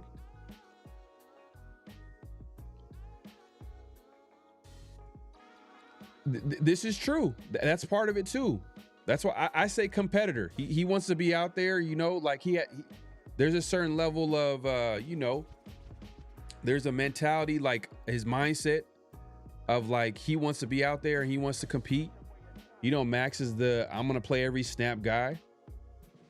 But also, he has goals to get to the Hall of Fame. He has goals to win. Obviously he can't win when the team is, going through what they're going through right now, but he can at least go out there and compete and put up his numbers and, accomplish some of his goals. So this is a good point. Yeah, like I understand his frustration. This is not about, oh, Maxx should not do what he just did. It's more about another, reason why the Raiders should consider moving Maxx Crosby. Let's see here. The chat going crazy, man. Appreciate everybody coming through. They did. Yeah. I'm not saying it's impossible. Black, I'm not saying it's impossible. But I don't think we should put our eggs all in one basket, because I feel like the Raiders, they go about it a certain way where they're trying to do these quick turnarounds. They're trying to reload. Like, why don't we just do it the right way? Why don't we just rebuild it the right way? And by building through the draft, by getting small wins, eventually those small wins are going to add up. It just feels like the Raiders are always trying to take a shortcut by signing these guys to big long-term contracts, or not long-term contracts, but just making moves where it's too short-sighted. It's too short-sighted, and honestly, I'm not. It's like this year is kind of different because they weren't super aggressive in free agency. And you could tell Spytek kind of knew what it was when he came in the building. And a lot of the Raiders not being successful on the football field probably had something to do with the constant changing head coaches and GMs, and I get it. But it just seems like every time someone comes in, it's just let's reload. Let's try to figure out how to win now. You know what I mean? And Pete Carroll thought he could win with this roster. Obviously, he found out that was not the case. Spytech, I think, knows what it is. I'm hoping, and hopefully he's gonna have more say moving forward. It just felt like maybe Pete probably had a little bit more control when he came into the building, because it just felt like some of the moves, like young guys not getting on the field, it just a lot of things that happened this season had Pete Carroll all over it. I mean, the coaching staff and, you know, and there's some other people that you could blame about this season, but can it happen in 1 year? It's possible, but should that be the plan? Oh, let's rebuild this in 1 year.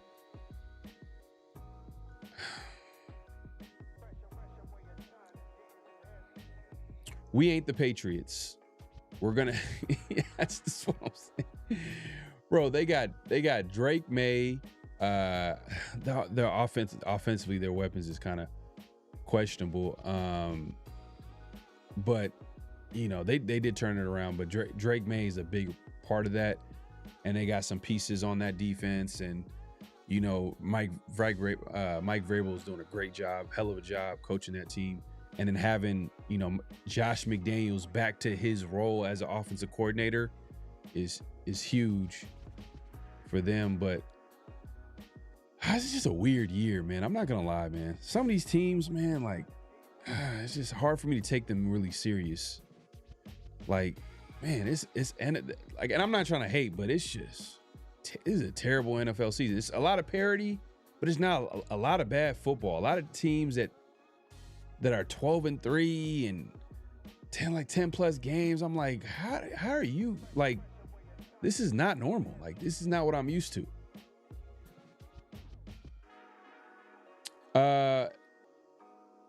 Everyone is tradable. 2 wins tells it all. I mean, everyone. Yeah, technically, man, but that's not come on, man. Like, Brock, you trading Brock? Are you just gonna trade Brock? Brock is on a rookie deal. Why would you do that? You know what I mean? I know you probably Ashton Genty, good player, on a rookie deal. I mean, what are you going to get from a trade? You know, but he's on a rookie deal. You know, he's a good player. He addresses a need. He's a young player. He's 21 years old. Give me 1 second here.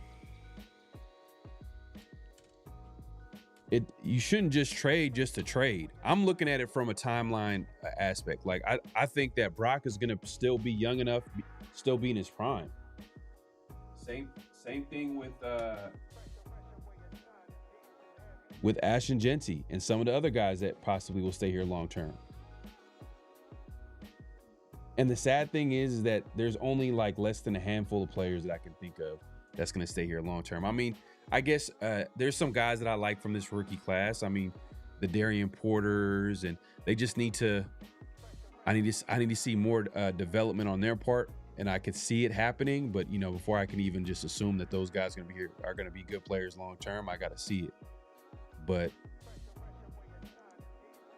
I'm just saying Maxx Crosby because I'm looking at it from like, he's 28. He's only going to get older. His play style is only going to even age him even faster. You know, like, come on, man. He's playing every snap. You don't think that's going to take a toll? It's not going to take a toll on him? Playing every snap.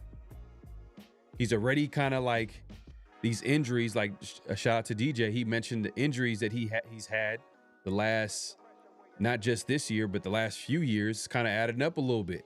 And as he gets older, it's only going to get worse.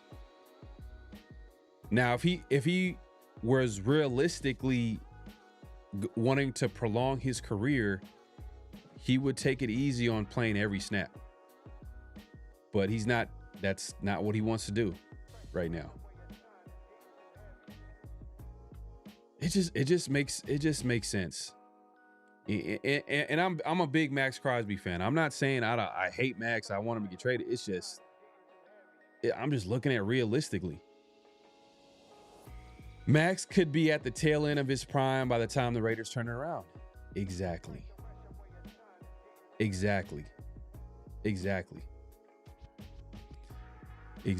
Remember how the Cowboys were built in the early 90s?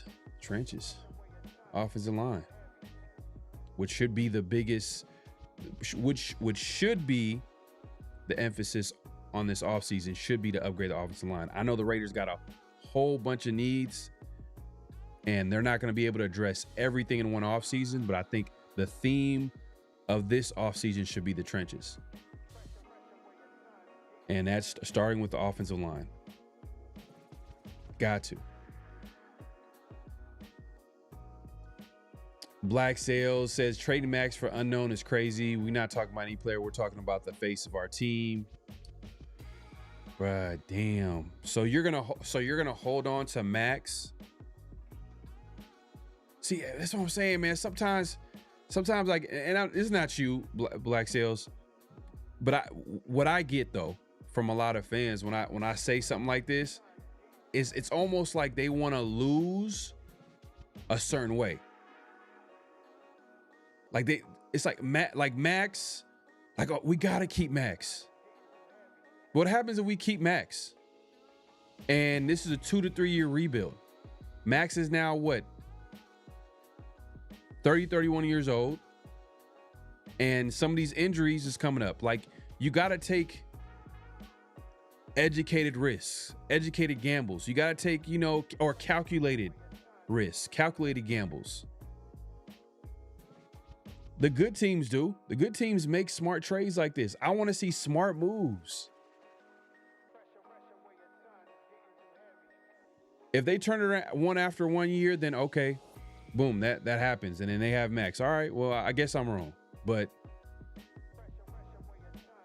man, how many times have we seen the Raiders hold on to players to the very last minute and they don't get any type of value from them? Even like, and this is nitpicking, but even a guy, even Darren Waller, for example, the Raiders could have traded Darren Waller before that season where they traded him for a 3rd round pick. They could have traded him before that, and they got a 3rd round pick. And I'm sure they could have got from a 1st to 2nd round pick the way Waller was playing. And then you got Davante Adams, another example. After Derek Carr got traded or let go, or they went their separate ways because he didn't even get traded. They didn't get nothing for him. Davante Adams only came to the Raiders because of Derek Carr. And we later found out is that Davante wanted to get traded as soon as Derek Carr was gone. So if that was the case, then the Raiders could have got back probably their 1st round pick back. A 1st round pick, or at least a 2nd round pick, especially the season that he had.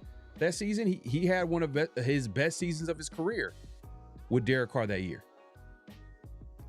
And the point I'm trying to make is that, like, the Raiders are always missing out on the best value when it comes to some of these moves. Like, we're always trying to hold on to these players for whatever reason, thinking that they can make it work.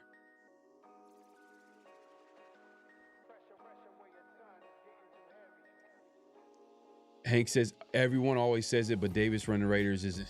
Oh yeah, well, that's like one of my favorite topics, man. Oh, it is what it is. I'm not trading. I'm not trading Maxx. All right, man. I guess I'm tripping.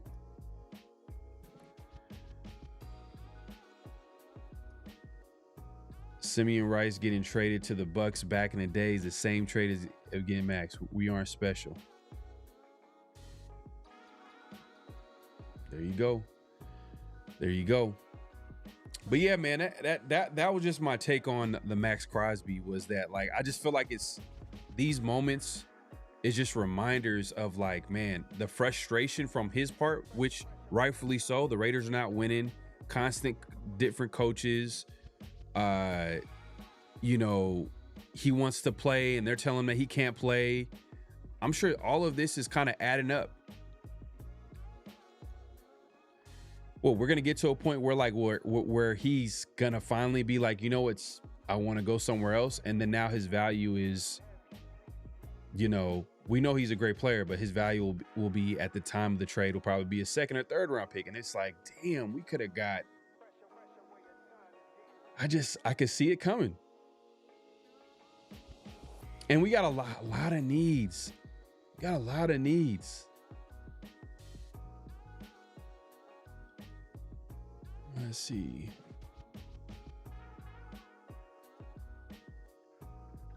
True. Second year. 2 years. 2 years.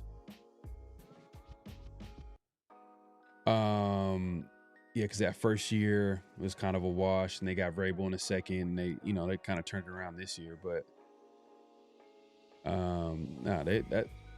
that's what we can hope for. That could be the goal. You know, rebuild in 2 years. That'd be nice, but man, that defense needs some talent. Obviously, the offensive line we need some pieces on the offensive line. We need a wide receiver one, or at least an X, starting X, like a big body receiver, which we don't have. You know, if you draft a Mendoza, you want to get him a receiver on the outside.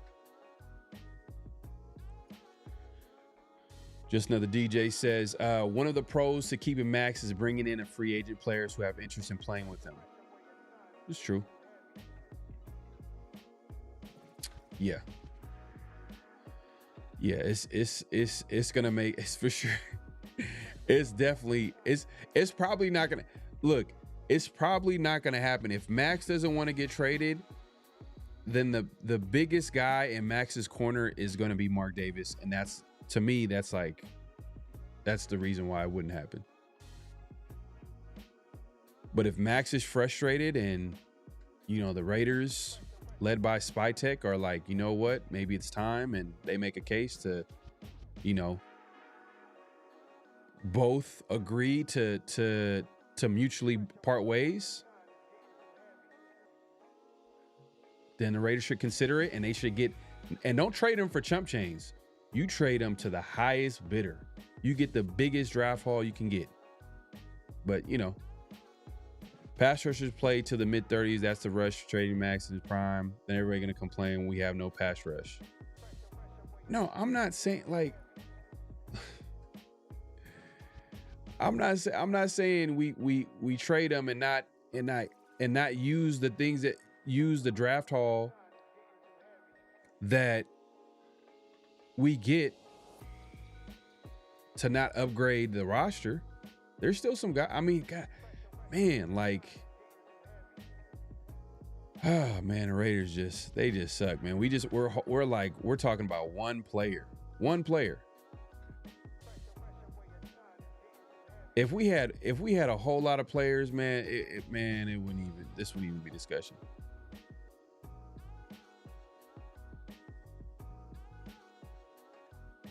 If we keep Maxx, the Mark Davis needs to open up the checkbook and give Spy a blank check.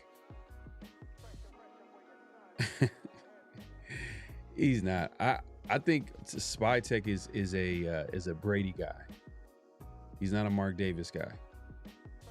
Not to say that Mark Davis, you know, doesn't respect him, or I think that he was brought in because of Tom Brady. His connection with Tom Brady, and, you know, obviously Mark Davis co-signed it because Tom Brady wanted Spytek in the building.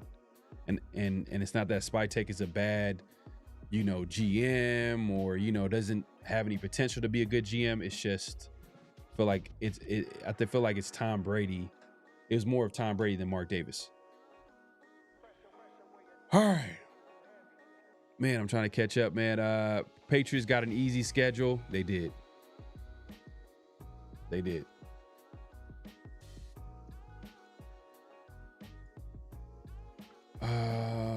Man. Nah, bro, we looking at a 4-year.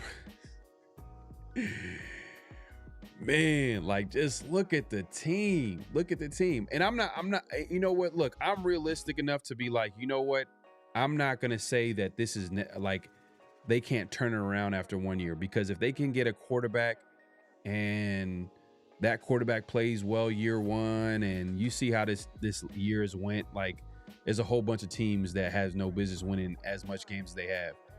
That can't happen. But I don't think they should bet on it. I think the plan should be a long-term plan to getting better. Because some of the teams that were good last year, the surprise teams, right, that no one expected, right, what happened to them this year? You know, a good example is the Commanders. You know, they're getting exposed a little bit. You know, obviously they dealt with injuries, but also their roster is not as good as what people thought they were.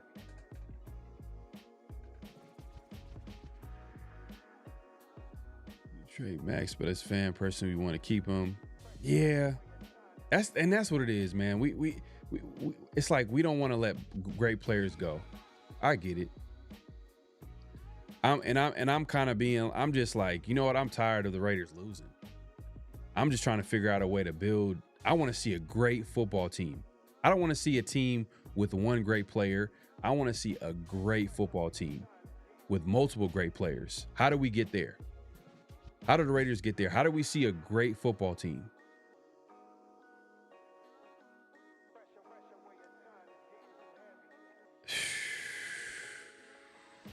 Man, that'd be terrible.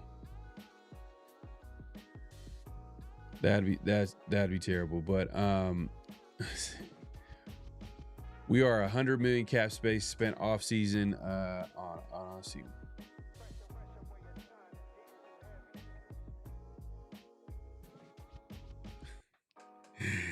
Man, but the thing is though, when you to capitalize on moves like this, you usually want to make these moves before you have to make the move. You know what I mean? You want to do it ahead of the time. That's how you can capitalize and get the best value. Because by next year, well, he's going to be 29, and you never know. Like maybe Maxx can get hurt. His production could be down, whatever the case may be. Maxx could push the team to a corner, and like, I want to go to this team and that team. Then it makes it tough to trade him, and then what type of value you're going to get from him? Like, that's what you're risking. Man, like so you super positive. So you feel like the Raiders are going to win how many games next year?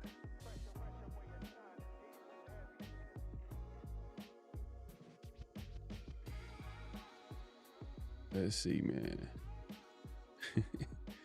Raider fans should not compare our rebuild to the Pats, Commanders. That's what I'm saying, man. Like, look at the talent.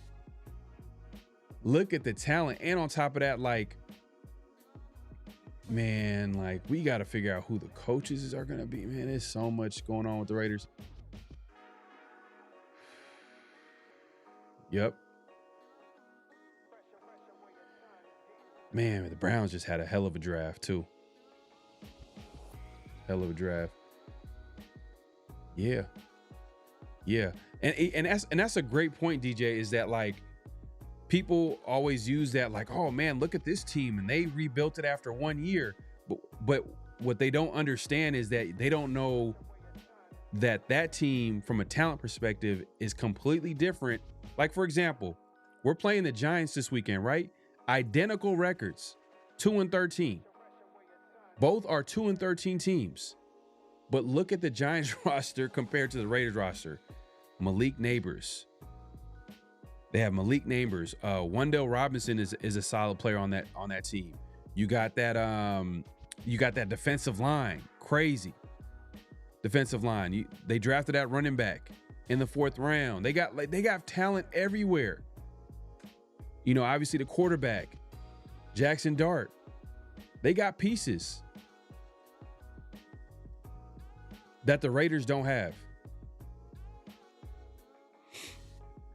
And we'll see. We'll see this weekend. I mean, I'm kind of like feeling good after talking to Mike, who was a Giants fan, and he was able to like let us know that he feels like the Giants are gonna win this game, or at least try to win this game.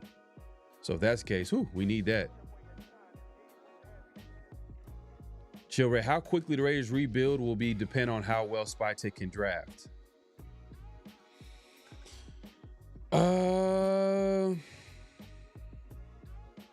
Okay. Let me give you an example. Okay. A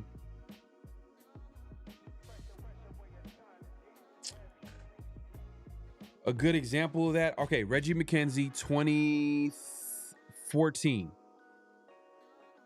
He got there before 2014, but the 2014 draft was with Derek Carr, Khalil Mack, Gabe Jackson, all those guys, CJ Carey, like it was a whole bunch of guys, right? It was a great draft back then. So that 2014 draft was a good draft. They were trashed that season, and they were better the second season. There's an improvement, but they still were under 500 football team. And then 2016 happened. So does that count as a 2 to 3 year rebuild? Does that count as a 2 to 3 year rebuild? Because McKenzie drafted well, right?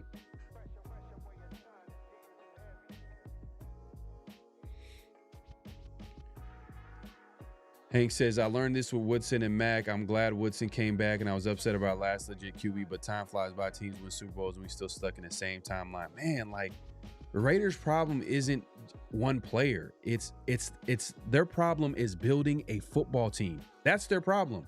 It's not one player. It's not about keeping this guy and it's literally building a football team. They struggle. And a lot of that has to do with the constant changing of head coaches and GMs and just misses in the draft. I get it, bad contracts, but at some point they got to get the right people in the building. Hopefully, Spytek is that guy. He just needs to get a different coach in there, a younger coach that's on the same page as him. And they can just continue to build this team and add, players to this roster. And then hopefully they can build a consistent winner. But the Raiders' problem is building a football team.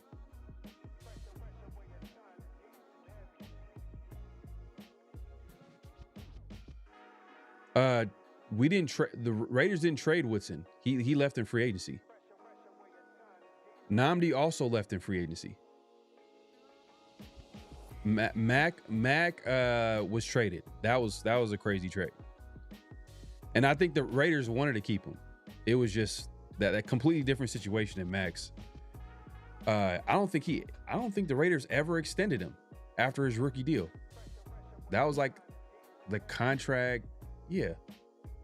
Maxx has gotten a couple extensions, but that was just right before the season. So you could tell, like, if it happened right before the season, that tells you everything you need to know. Like, the Raiders wanted to keep him, but they couldn't make it work. Cooper, yeah, he was traded. Hey, man.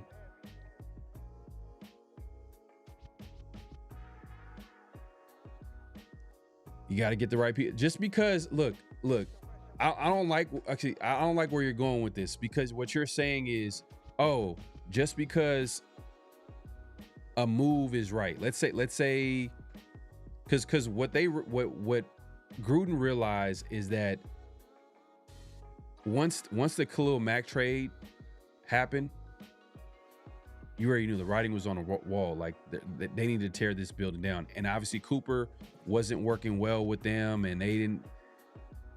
Whatever the case may be, it just didn't work with him. Cooper and him it just didn't work, right? So if that's the case, obviously they're heading for a rebuild. So they made a smart move in trading Cooper for a first-round pick. I don't have any problem with that. Now, you can argue Khalil Mack, that was tough, right? So I'm not gonna lie to you. I was like, man, losing Khalil Mack, your best player on your team, that's tough. I get it. But they made that decision. But just because it doesn't work out doesn't mean that it wasn't a smart move. Like, it wasn't a bad, like, just because it didn't work out, because I don't want like, fans will get into this where they will argue about something and be like, oh, well, what are we gonna do? It's not like we're gonna do anything with draft picks, but that's how you build a football team. It's through the draft. So it's almost like they don't really care about draft picks because the Raiders obviously have struggled to do that in years past. It's like, I don't know, man. It's like a defeat mentality. Like they're giving up already by saying, oh, well, we shouldn't draft guys because it hasn't worked out in the past.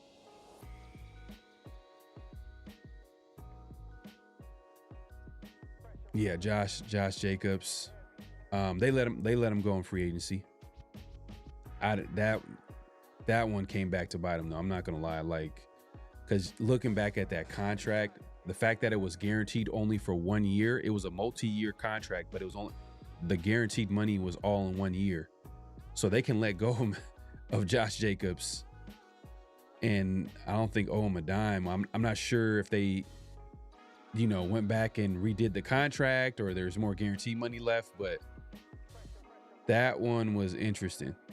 I mean, if Josh Jacobs was still with the Raiders, then they probably wouldn't have drafted Ashton Genty. They would have went somewhere else with it. Yeah. But what happens is that, look, DJ, this is what happens when you have a new GM and new coach every year, almost every other year, or every year pretty much. Guys get let go that shouldn't be let go, and guys don't get extended that should be extended.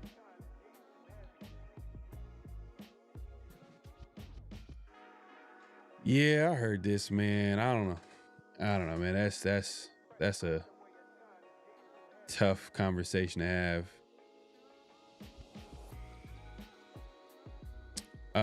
But yeah, man, I appreciate everybody coming through. Make sure to clock in, hit that like button, hit that subscribe button, hit that notification bell.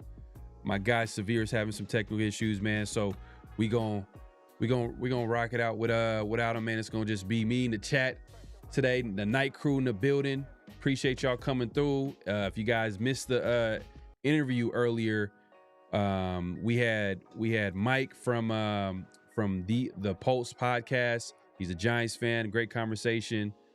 And hey, man, like he feels pretty good that the Giants are gonna win this game, and that's good news for the Raider fans, because that means that the Raiders are one step closer to getting that #1 pick if that happens. So hopefully the Giants go into Vegas and win this football game. Let's see here. D-Mokes, it's not always about the money or picks. It's about sending a message. Can you elaborate more? What do you mean? Feel like I know what you're talking about, but I just what do you mean by this, D-Mokes? If the Raiders trade the #1 pick, try to go all in on 2027, there's no way Maxx is gonna want to stick around. See, that's what I'm saying. Why are we making decisions off of one player? Who cares? Like, the Raiders are a football team. In order to win games, you need to have a football team. In order to win a Super Bowl, you need to have a good football team. You see what I'm saying? But I understand what you're trying to say, man. I'm just trying to speak to everybody here about how like Maxx is a great player. I get it, but like we're still the Raiders are probably going to finish 2-15. The Raiders finished 4-13 last year, and he's only getting older. He's only racking up some of these injuries. These injuries are mounting up year after year, and his play style is not going to help him out. Meaning playing every snaps is not going to help him out. Like, just look at the long-term aspect of it. Like, do you want to trade him when his value is down, or do you want to trade him when his value is higher? Like, you can get a big return if you're able to trade him now. Because he's obviously frustrated. Like, he left the building. Like, when he was told not to be out there. And I'm not saying that he was wrong. I'm not saying that he was wrong to feel that way. But what I'm saying is just there's an obvious there's gonna be there's a disconnect, because he wants to win now, just like Pete Carroll wants to win now. And the Raiders are need to be set up to win later, not right now. My guy 805 in the building, man. Appreciate you coming through. What's good, Pharoah? What's your worst half? Oh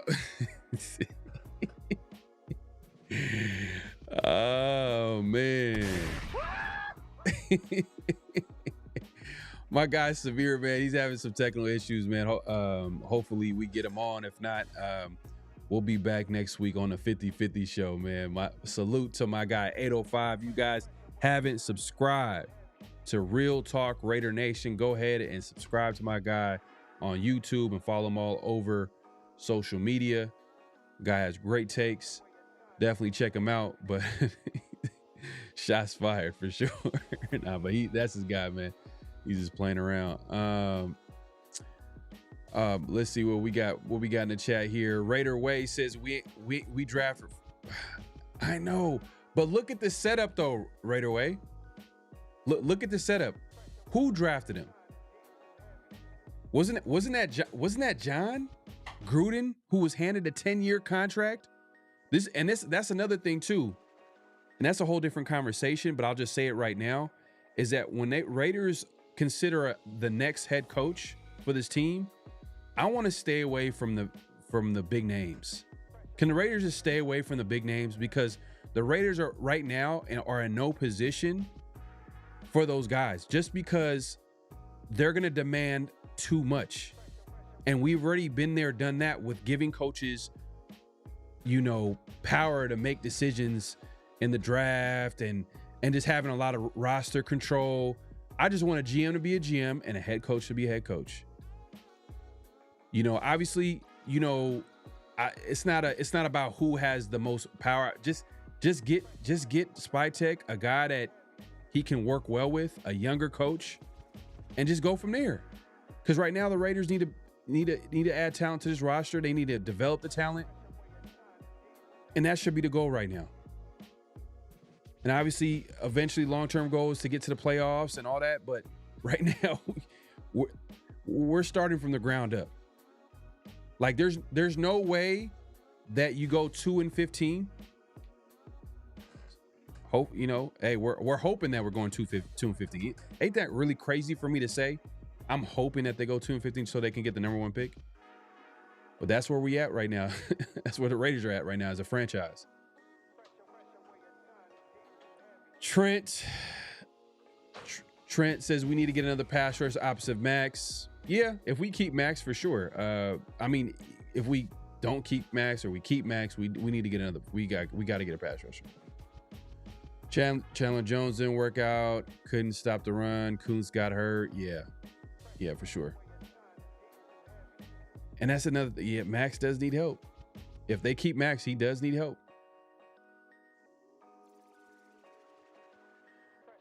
Old school, man, my guy, man, appreciate you coming. He said, "Fair. Every time we start trending towards having a good team, we won't pay him. Or we give him away." Yeah, but the reason why though, is because we have new guys in the building. It always happens every time there's a new coach, new GM. There's always going to be casualties of the war. I mean, there's always going to be guys that are going to get let go, who should have been brought back, but a new guy's coming in because he wants his guys. You can make a case that Jacoby Myers was one of those guys this year, who's balling out with the Jaguars this year. But he was a guy that wasn't, part of the future plans for the Raiders.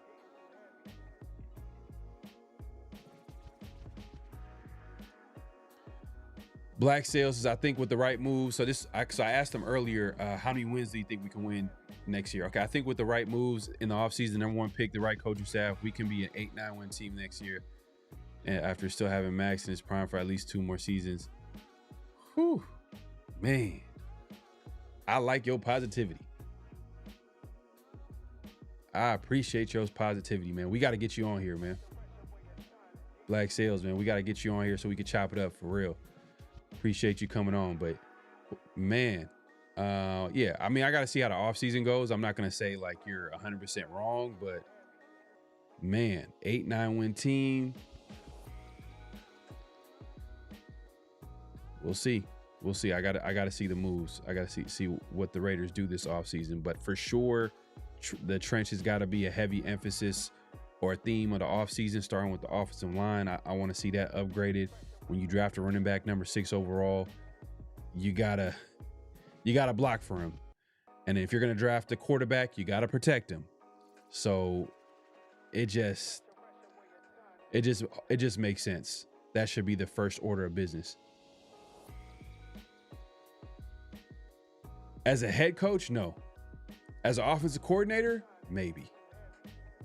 I'm not gonna lie, not even a maybe. I would highly consider that, just because of his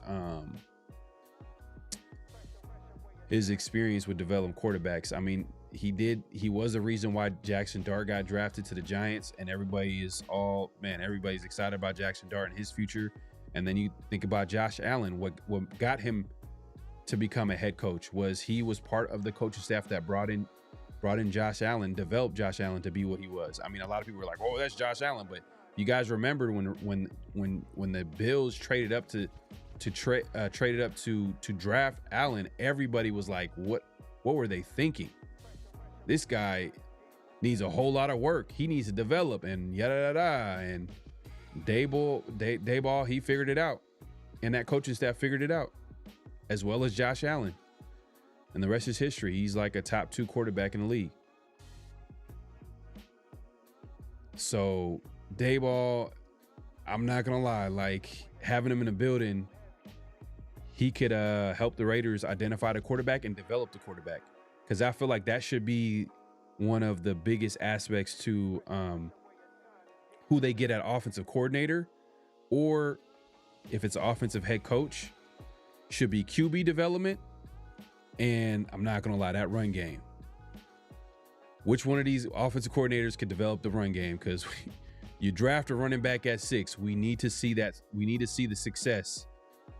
We need to see, hey, you invested something that high. You got to see the fruits of that labor, man. We got to see it play out the way we want to see it. Raider fans don't understand that there's supposed to be more than one great player.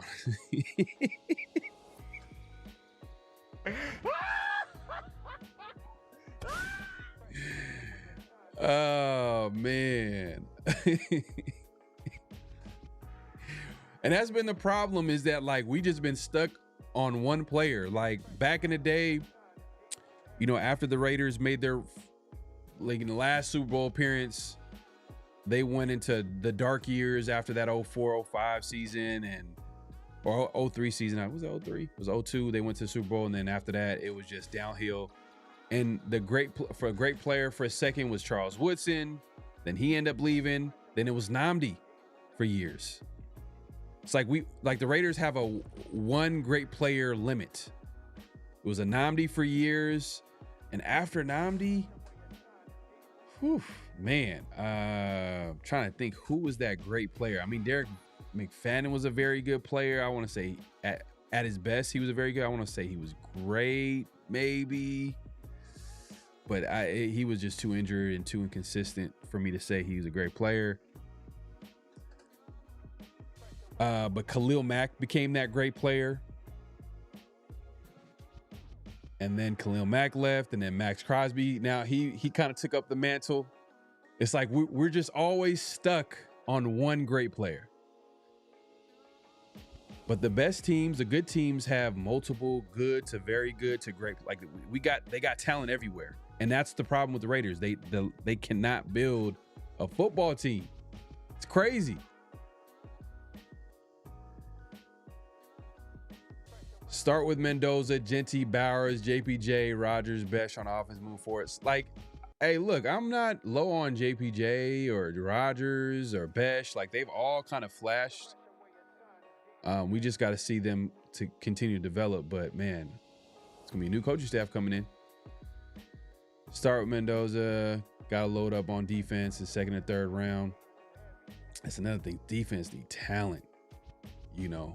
Because in the second round, I've been like doing little low-key mocks. I'm like, man, if the Raiders get one of these guards in the second round, or maybe a wide receiver, if you're going Mendoza high and giving him a big, outside receiver, maybe, if a Denzel Boston is there or, a Chris Brazell is there, it's going to be hard to pass up on that. But realistically, we do need to address that defense. We need to add some more talent, because how many guys on that defense are free agents this offseason? How many of them are going to be coming back? Not a whole lot.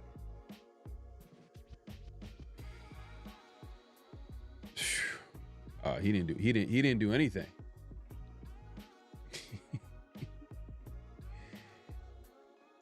do anything, bro. He had his moments, but I think at that point he didn't fit that system, and he was kind of getting up there. I think he was kind of outside of his prime there. Gruden got a good conversation. Yeah, he did. It's just the problem is what they did with it. That's the problem. It's not the. You can argue. We can all talk about how we hated the Maxx trade, sure, but it happened right before the season, which told me that they weren't trying to make a deal happen. They want to go to separate. They went their separate ways. He was gonna hold out, and they made the move. It is what it is.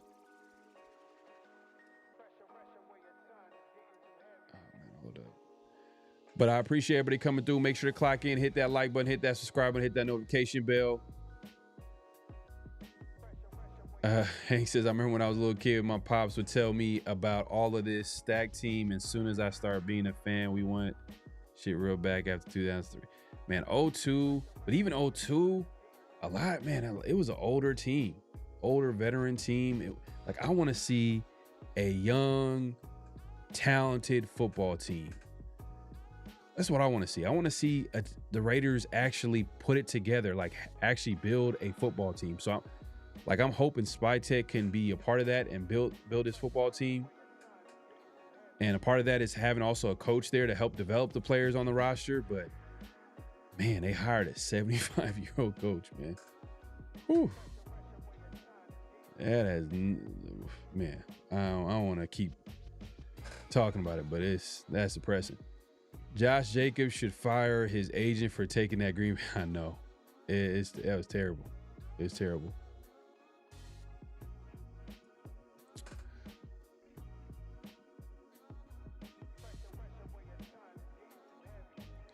It's look, it's not even about who we're gonna get. That's a great pass rusher.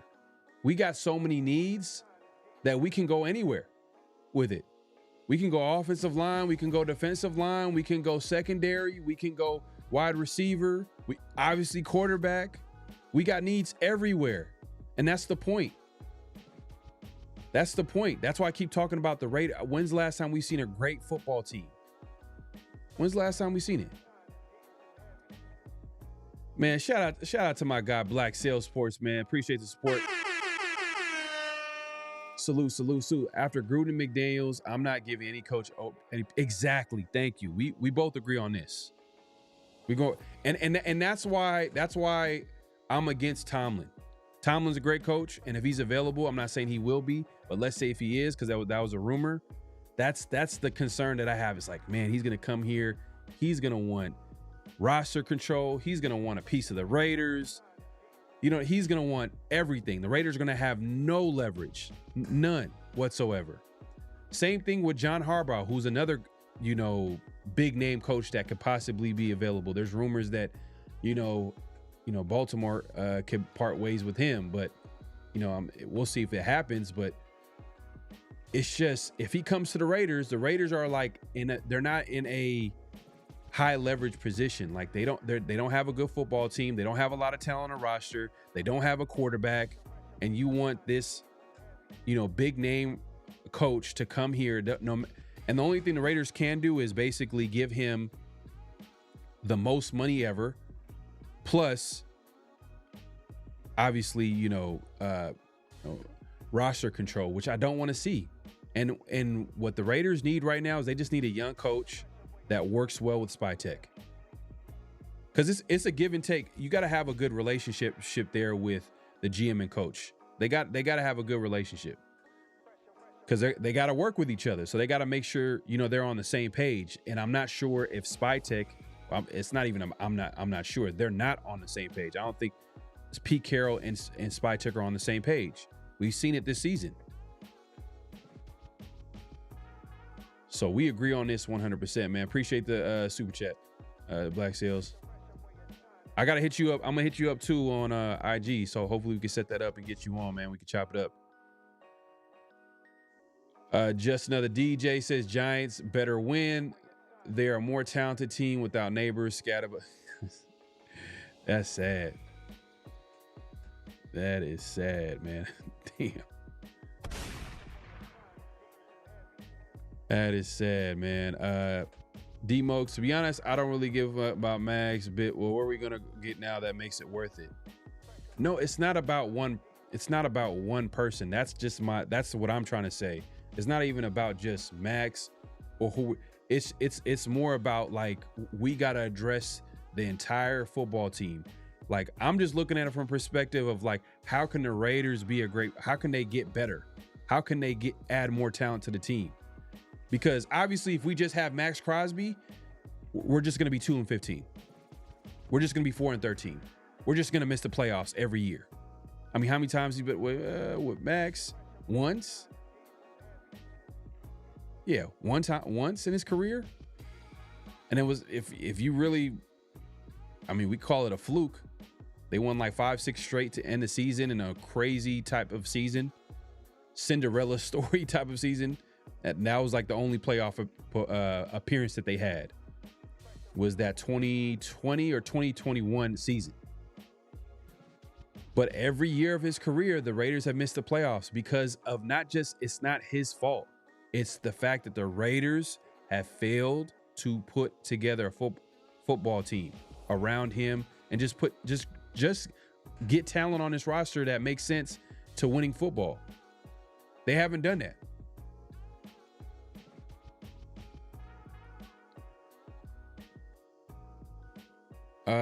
Let's see. Why can't we win 8-9 games next year? Our biggest problem was offensive line this season.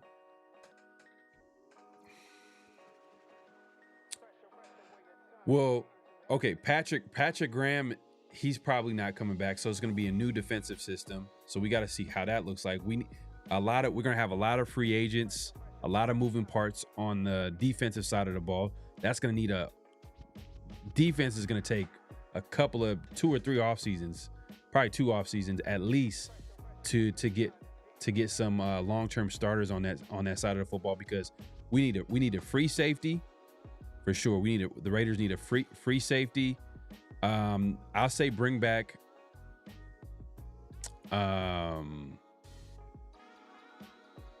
I'm trying to think of who should bring back on defense. It's kind of sad.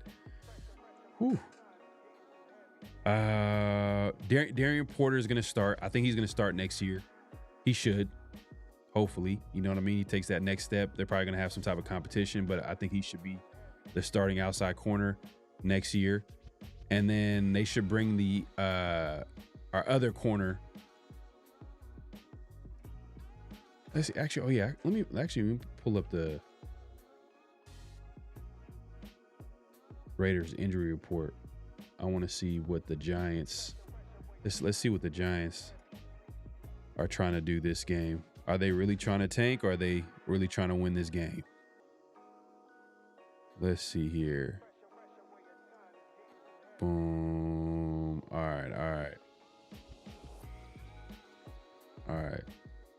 Let's take a look at real quick. Let me see if y'all can see this. All right, cool. All right, so what we see here is the Giants. Boom. Let's see. Ooh, Evan Neal's trash. So they were trying to trade him.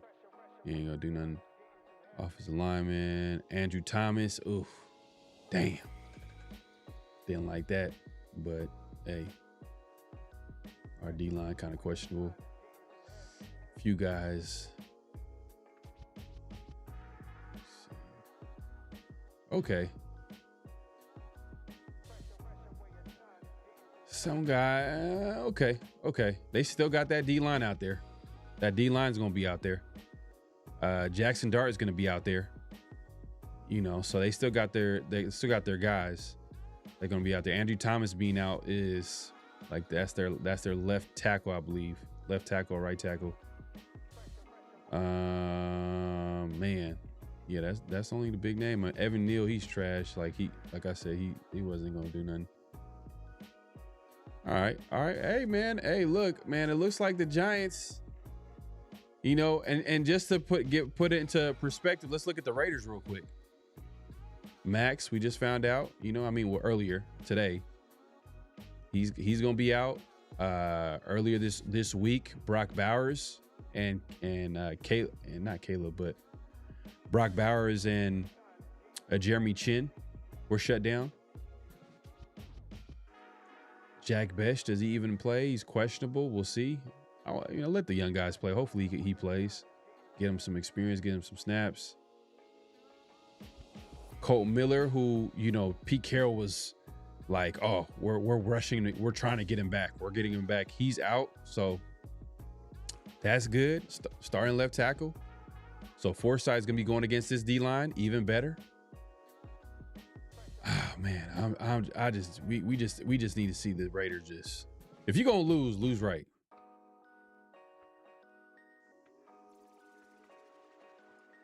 Lose right, man. But hey, man, I appreciate everybody coming through. Make sure to clock in, hit that like button, hit that subscribe, and hit that notification bell. Let me get an update. I'm gonna see if I can get an update on last week. So we do weekly NFL picks, right? So me, Severe, and shout out to my guy Minted do NFL picks. And man, Minted has been in control this entire season. I'm not gonna lie. Last weekend, Severe went 12-3.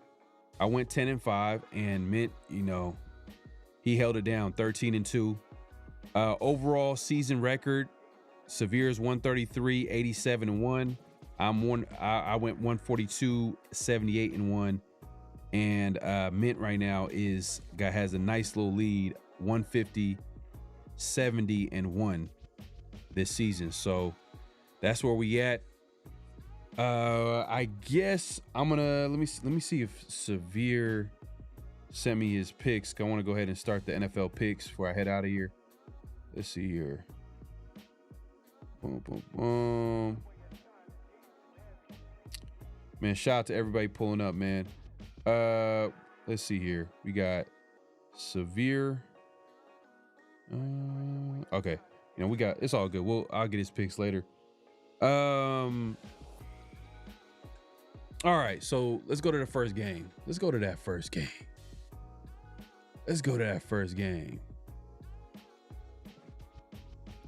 Oh, we got Saturday games tomorrow too. Texans and Chargers, Ravens and Packers. Ooh. Saturday football, NFL football. Okay. Let's see. All right. We got Texans, Chargers. First game tomorrow.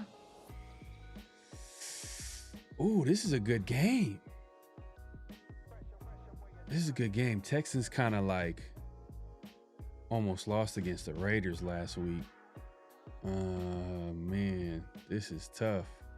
You know what? I'm gonna go Chargers. Go Chargers. Because Texans almost choked against the Raiders last week. And CJ Stroud, man, he did not look good. What's up with CJ Stroud, man? What after his rookie season, he hasn't been the same. He has not been the same. My guy Mint went with the Chargers as well. What y'all think, man? Chargers or Texans?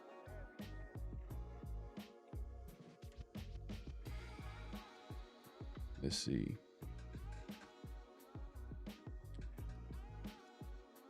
Raider Races, Chargers. Okay.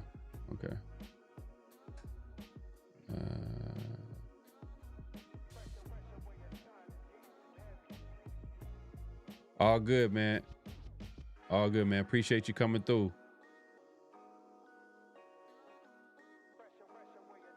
Appreciate you coming through. Just need DJ Chargers. Okay. Yes, that's what I'm thinking too. Ravens, Packers.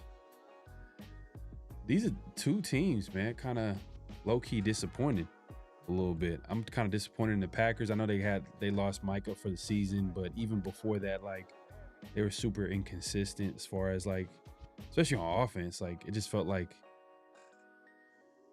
I don't know. I thought they were going to be better than what they showed this season, but they're still in it. Ravens might be out of it, honestly. I don't know if they've been eliminated yet, but Ravens season hasn't gone the way it's supposed to. They start off really rough this season. Man, I don't know if, that's another thing that I wish we didn't get a chance to talk about, but Lamar Jackson, rumors about him getting traded.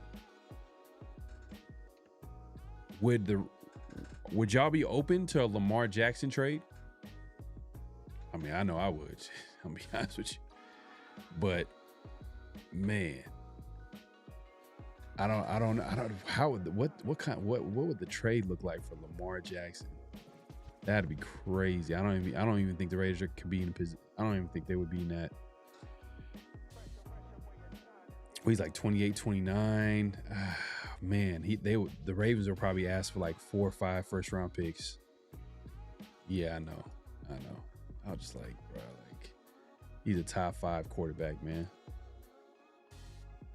Top 5 quarterback, multiple MVP winner. Man, imagine watching the Raiders with Lamar Jackson at QB. Every game would be like, man, so fun to watch. Oh, Raider Ray said, oh man, he pulled out the hell no to the no. Ravens, Packers, man. I'm gonna go Packers. I'm gonna go Packers. Ravens is they out of it. Packers still in it, so I'm gonna go with the team that's still competing to stay in it. But even though Packers kind of been inconsistent though, man. God dang. Minty also went with the Packers. He not playing around. He making sure he picks these games correctly. All right. Packers, Harbaugh's getting exposed. They should have placed him with Mike McDonald. Damn. So DJ, you're not high on John Harbaugh? You don't think he's a good coach, or do you think it's time for him to move on? Like, is it like a change of scenery type of situation with John Harbaugh? Because man, the Ravens have been consistently good with him at head coach though. They just haven't won the big game in a while, but that's the only thing.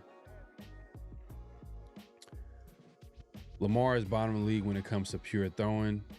Oh, no, what are you talking about, bro? No. Come on, man.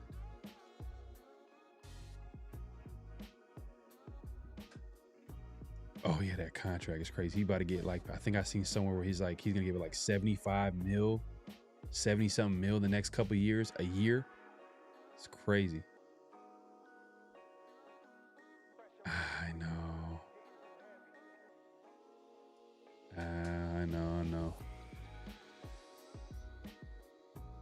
Man, his contract is tough, and it's more. It's for me. It's like what are they going to be asking for? They're probably going to be asking for Lamar Jackson. They're going to be asking for like at least 3 to 4 first-round picks, maybe.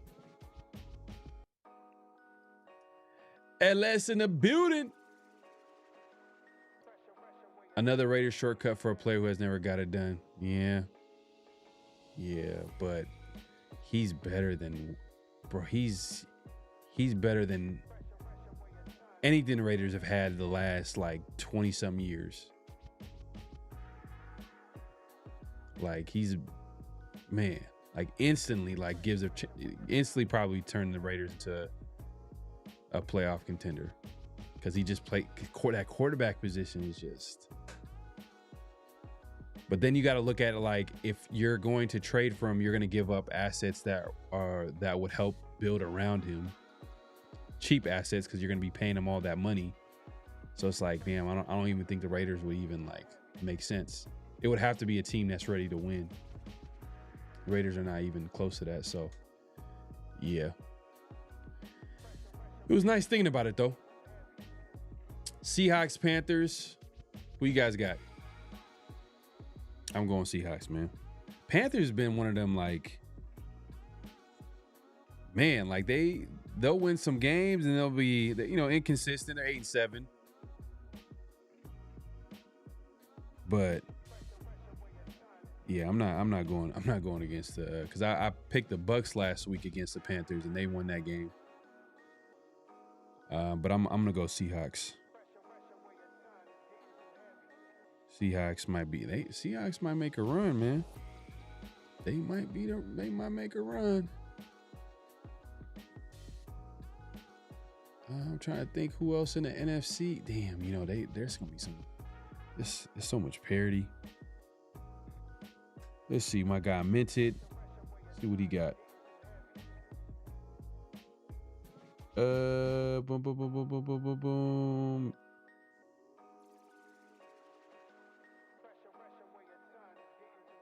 Damn. Oh yeah, he went Seahawks as well, man. He ain't playing around. I'm gonna have to change it up real quick.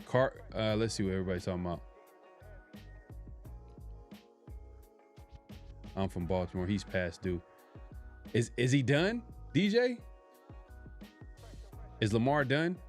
Oh, you talking about but yeah, answer that though. Is Lamar Jackson, do you think he's done as being a top quarterback? You don't feel like he's gonna get any better?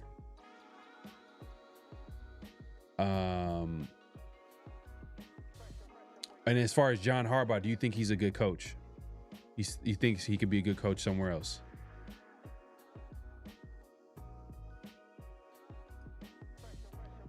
How's Lamar Jackson like a low bar? I just don't think it's gonna make sense for the Raiders from like a standpoint of building a football team, because it's like he's gonna get paid the amount of money he's gonna get paid. We need draft picks because you're gonna put talented players on cheap contracts around him. But when you trade for him, you're most likely gonna give up those draft picks. So it's like, the Raiders, it's not gonna work out, in my opinion. But why would it be a low bar? He's not a bad quarterback. Like, we're not talking about Geno Smith here. We're talking about an MVP winner. Or do you think it's going to be a Cam Newton situation where he's done? You think he's done? That's a whole different conversation. You think Lamar Jackson is done?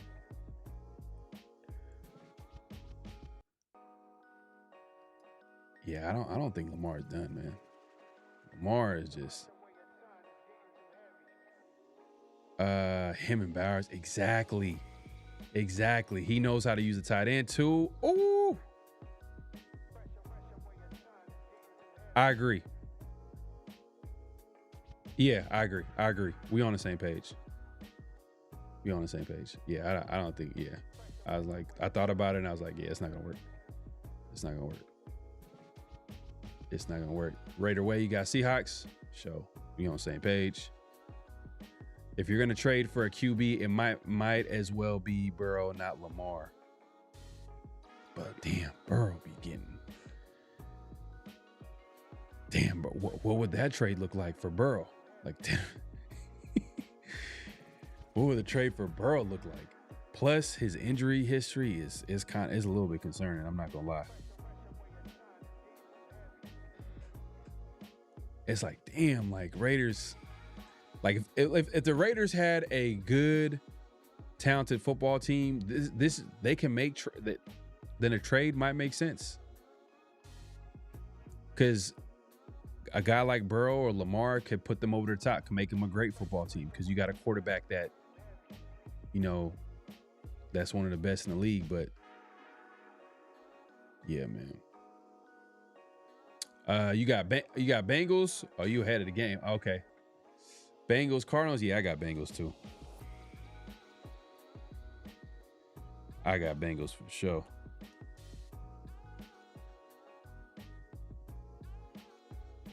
Got Bengals too. Let's see. Cardinals. Whoa. Oh, okay. Minton. Like I said, Minton ain't playing around, man. I need to start picking some upsets here because he got the Bengals too. People talk about certain players like, bro, the NFL, you need a team. This isn't the NBA. It's hard to win in the NFL. Yeah. And that was my point about Maxx. Like, I don't hate Maxx. It's just like, I'm just looking for ways to improve the football team. And I'm just thinking about it. I'm like, man, he's getting older. Like, that's our only asset right now that I would feel like makes sense to trade. That makes sense to trade. Like you got Brock Bowers on a rookie deal. So why would you trade him? He's obviously the best player at his position. You got other players that are good that are on rookie deals. Like, why would you trade him? Like, that's exactly what you want. I mean, they're not as untouchable as Brock, but you guys get what I'm trying to say, right? But a guy like Maxx Crosby, the time is now to get the most value.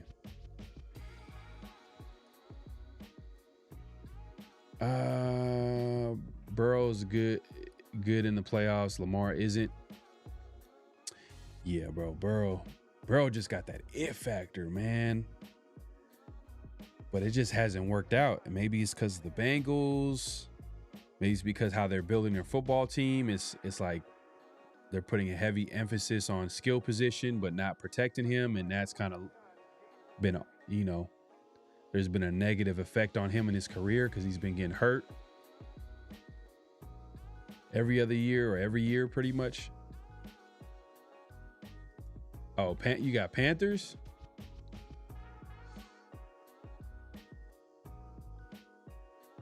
Okay. Now you in Seahawks. Okay. You ain't playing around.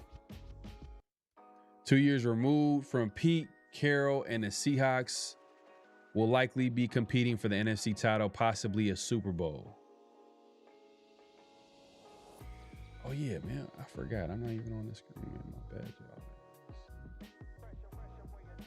Let's see. Oh, ooh. This is too big. How the hell do you? All right, boom. Let's go right here. 2 years removed from Pete Carroll and the Seahawks like me. Damn, yeah, they made that. See, you see how they made that move and everybody was surprised. Oh, the Seahawks have moved on from Pete Carroll. But they did it before it got really, really bad. And that's what you're supposed to do. You do it before something happens, not when it happens. Oh, man. Everyone thought the Panthers would suck ass, which I don't blame them. Hey, man, I like their coach, man. I was looking at him as like a possible, offensive coordinator if he was, because they were saying he was on a hot seat and the owner has kind of like he's been erratic in the past. So I was thinking hey, maybe if they get rid of their coach, Raiders can look to him as an OC because he has connections to Pete Carroll, but that whole thought process is out the window because Pete Carroll shouldn't even be coming back as anything with the Raiders. Let's see. Ooh, damn. No, Harbaugh is fraudulent. He's been firing his coordinator to save his job for years. Damn.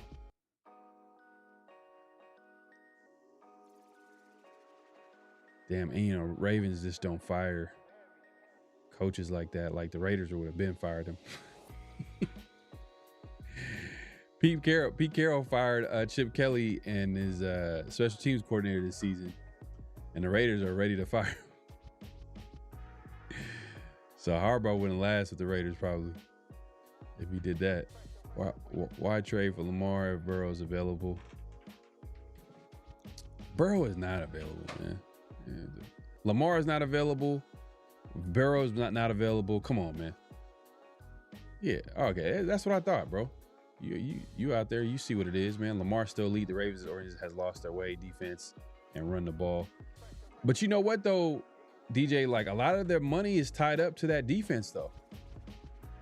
I mean, obviously Lamar is getting paid, and I think they just paid Mark Andrews, but there's a lot of money in that defense. Not gonna lie, and they have Derrick Henry in there. My bad. Let's get to the next game, man. Steelers Browns. I'm going Steelers. Obviously, they gotta win this game. They gotta secure a playoff spot.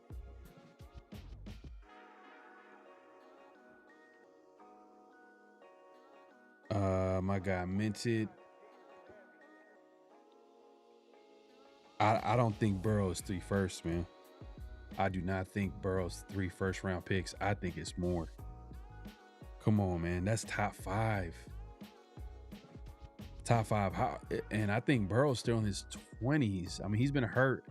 That's the only thing that, like, I can see a team saying, like, talk about his injury, but, like, man.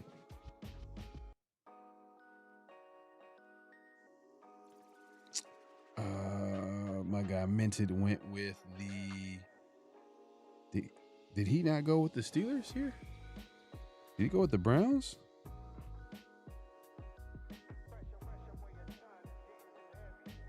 Oh, he went with the Browns. Oh, DK is out. Huh. I already picked the Steelers, but damn, DK is out. He's out this game, huh? Burrow probably 3 firsts. Nah, I think it's gonna be more. Jackson's as good as we thought. Fool's gold. Nah, Lamar is good, bro. Come on, man. Come on, bro. We're just not in a position. We're not in a position to trade for Burrow or Lamar. This sucks. Because how are we gonna build a team? We're just gonna come here with nothing. I've seen Raven fans on Twitter say Lamar ain't the problem. It's the front office and coaching staff.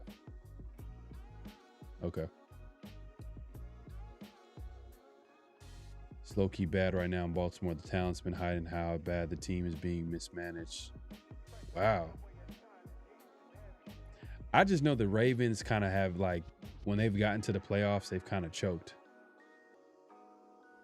Jackson is Vic 2.0. We love him, but you get used to never getting there. Man, I mean, I can't argue with you, obviously, because they haven't gotten there, but maybe a change of scenery or a new coach. That Ravens job is going to be a top job. That's going to be a top job for sure. If it's available. I keep hearing guys talk about players. What about our trash system? How team is ran? It all starts at the top. Yeah, facts. Facts. Panthers need this upset. Damn. Yeah, I probably should have went to Panthers. I need upsets too. God. Shutdown the Browns winning is not crazy. They need to stop the run. I know, and it's just the Steelers. It's a Steelers-Browns games on AFC North rivalry. You know what I mean? Like, so it's gonna be a close game. I'm gonna go with the Steelers, but damn, I forgot about DK being out. It's gonna be tough. Right here's shooting for fine. Son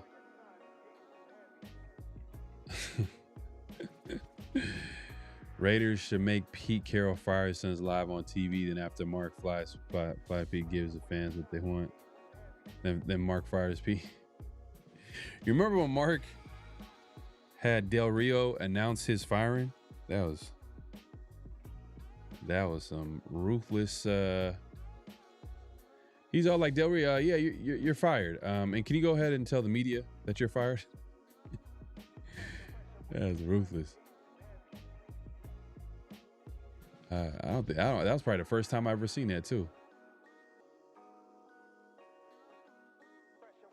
Yeah, man. We got Jaguars, Colts. Jaguars, Colts. Obviously, Colts need this, but Jaguars are on fire.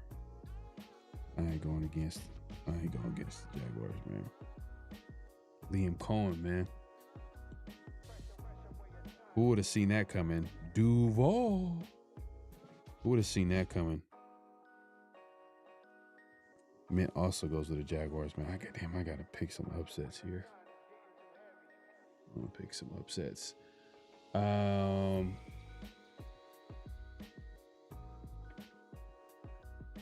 Bucks, Dolphins.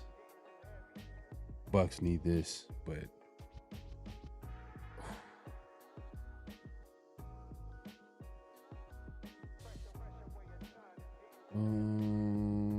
gotta play 3D chess here. Yeah, I'm going Bucks. Let's see. Let's see who Minton went. Oh yeah, man. You retweeted that the other day. I gotta watch the full interview. I don't know if it was longer than that. That's crazy. Apparently, Dario said Mark told him he was interested in Gruden. Damn. See, Mark is like ruthless in different ways. Like he's ruthless, and when it comes to like coaches and stuff like that, like he's crazy. But like when it comes to players, he's a little too attached. It feels like. Let's see where my guy mentioned went. Let's see if he goes Dolphins or Bucks.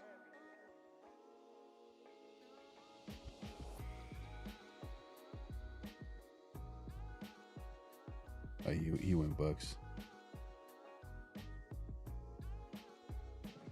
Should have went Dolphins. Patriots, Jets. Yeah, I want to pick the Jets. I really do. I'm gonna go Patriots.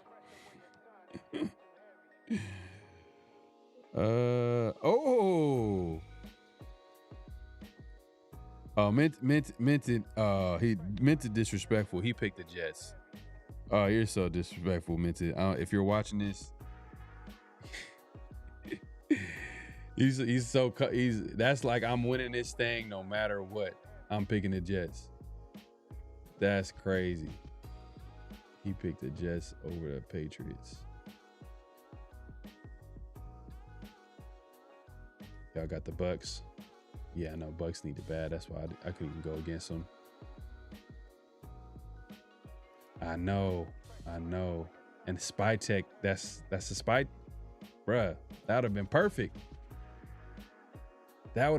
But the only problem is I don't think if we're just to play devil's advocate, I think that I don't think Liam Cohen was interested in coming to the Raiders just because of the obvious is not having a quarterback. And that was the issue. If you notice, we didn't really interview outside of Ben Johnson, which was like a pity interview. Like he felt sorry for us, but he ended up using the Raiders to get more money out of the Bears to get a contract and guarantee or get that deal done as soon as possible.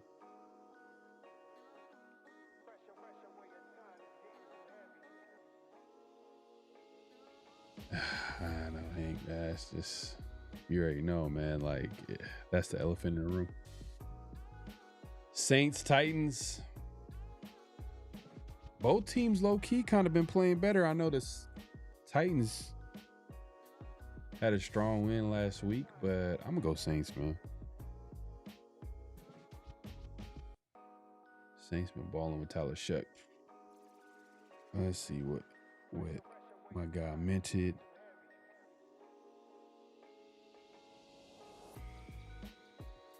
Oh, he went with Saints too. I got at least win. Let me see. Let's see. Damn, that was that just Saturday games? Let's say. I'm tripping. My bad. Giants, Raiders. I'm picking the Giants to win this game. I've never been so happy to pick the Giants to win against the Raiders. That's cold, man. That's cold. Let me see. Minted is heartless with his picks, though. I got to give it to him. Oh, he got the Raiders winning 21-17. Oh man. I hope hopefully you're wrong, bro. Minted is just cold-blooded. Eagles, Bills. Man, this is.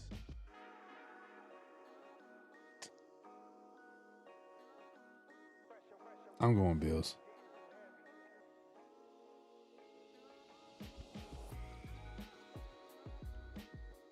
I don't trust the Eagles. I don't trust the Eagles at all. Not right now. Damn, Minted also with the Bills. Damn, bro. You picking the same games.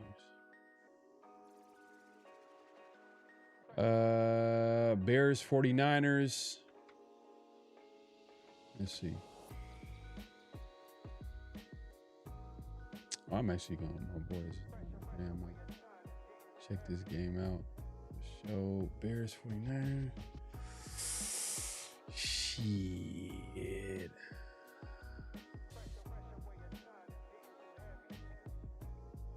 Ooh, man, this actually might be. This is a good game. I'm going 49ers, man. I ain't gonna lie. Kyle Shanahan's doing a great job over there. We need a coach like Kyle Shanahan.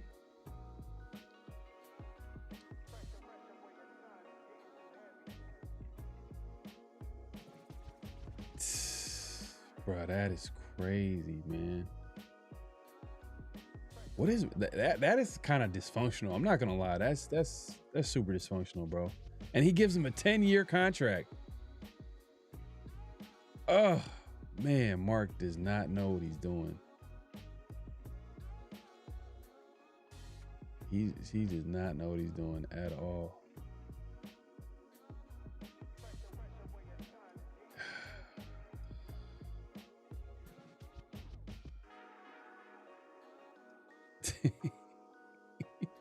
Bro, he loves P.F. Chang's.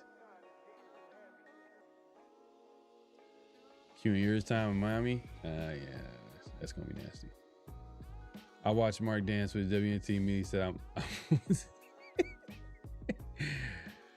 that's funny. Jacoby, the Jags, best player. We making teams with. Damn, like he is. Damn, he literally has sparked that team. Took the Titans last week, so this week the Titans. All right. Saints have shown they can compete. Yeah, man. Tyler Shuck, bro. And hell of a job by the. See, that's what it is. When you get a guy that can develop the quarterback position, another head coach. He had, Jalen Hurts playing well. Same thing with Steichen, like guys like that. It's like it's really a competitive advantage. Mark Davis is trash. Yeah. Giants. One day Mark might be forced to sell the team. You can't even you can't even bet on it. But Eagles, Josh Allen ain't 100%. Oof. Damn, I should have went that direction. Bills win the Super Bowl finally. Yeah, that would be crazy. Actually, that'd be good for football. I ain't gonna lie. Like they went to the Super Bowl like what 4 or 5 times in the 90s and didn't win one, and they've never won a Super Bowl. That hurts. Oh, that hurts. But I've never wanted to see the Raiders win a Super Bowl, so that also is kind of disgusting too. Y'all got Bears. I got the Niners. Let me see. My guy Minted. Who do you go with? He went Bears. Got another upset. I'll take it. The Bears. That's what I'm saying, bro. Kyle Shanahan this year. Like the NFL's been bad, but also Kyle Shanahan. The Niners, he got them playing really good football with all the injuries that they had to deal with, especially early on. Jacoby Myers, Shea falls on Spytech. Yeah, that's on Spytech. It's on Spytech. But it's like, man, like they're thinking long term, bro. It was a long term move. They're not thinking right now with Jacoby. They're thinking down the road, and they addressed that position in the second round with Besh, and hopefully he develops, and then we'll go from there. We'll see what happens. But yeah, if you want to say it's on Spytech and say it's a bad move right now, okay. But I want to give it time before I judge the Meyer situation.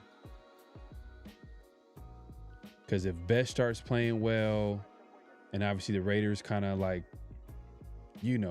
we all know that their window, this is a rebuild process. It's going to take longer than just 1 year.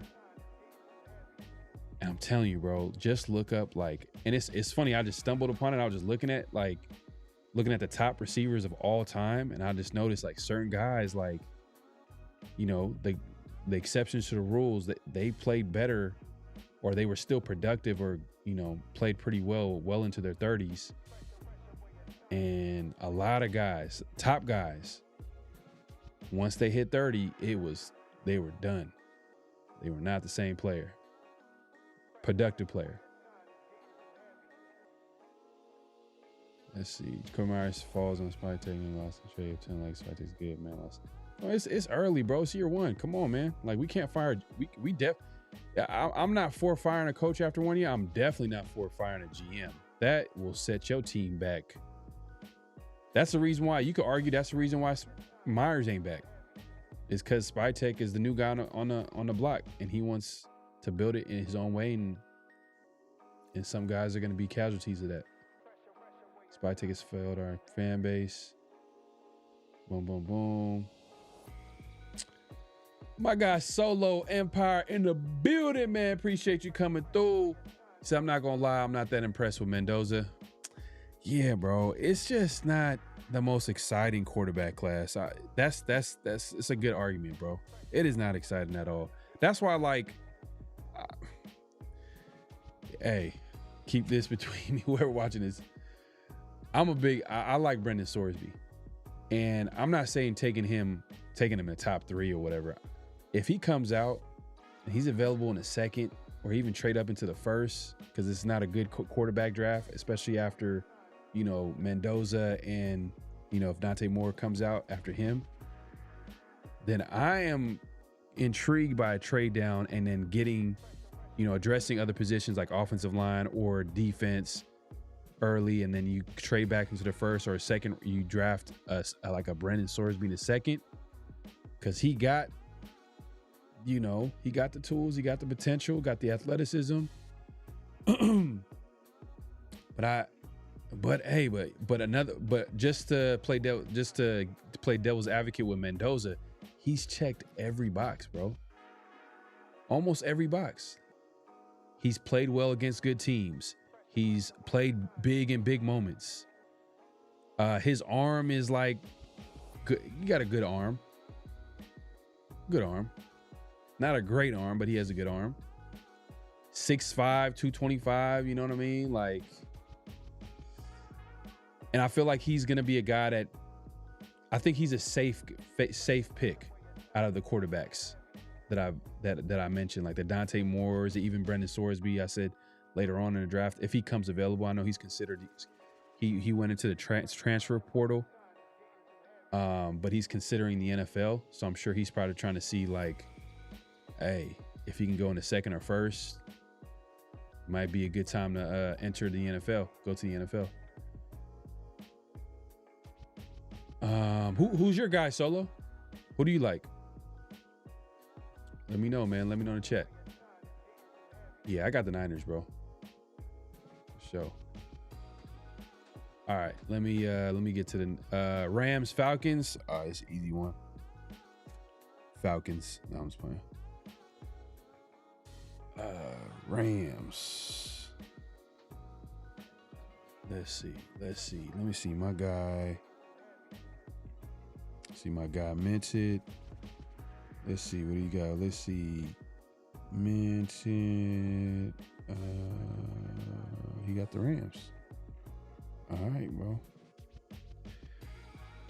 And yep, that's pretty much it for NFL picks, man. Appreciate everybody coming through. Make sure to clock in. At this point, clock out. Hit that like button, hit that subscribe button, hit that notification bell. Yeah, salute, man. Yeah, man, I'm doing a solo, rocking it out solo today. But if you guys are just joining the show, I did have sit down interview with my guy Mike from the Pulse podcast. Me and Severe earlier was able to chop it up with him and talk about the Giants and hey man, you're gonna feel good about the Raiders' chances of winning Sunday's game. It's gonna be slim to none, hopefully. But definitely check out the replay for that. Yeah, I wasn't mad at the compensation. I feel like we could have got more, but you know how it is, man. When you're trading a guy like around that time, and like I'm saying, like, if you wait to the last minute, you're not gonna get the best deal. If you trade early, you're gonna get the best value. If you trade late, then you're not gonna get the best value. But I think that I thought Spytek kind of like, he actually got a compliment from the GM for the Jaguars, saying that like he did not know that the Raiders were looking into trading Jacoby until the very last minute, which I think helped Spytek get like that 4th rounder, 6th round pick. So we'll see, man. I think with GMs, you gotta evaluate them within like at least like a 3 to 4 year span. Like you can't just fire a GM after 1 year, because a lot of the moves they're looking at from a long-term perspective.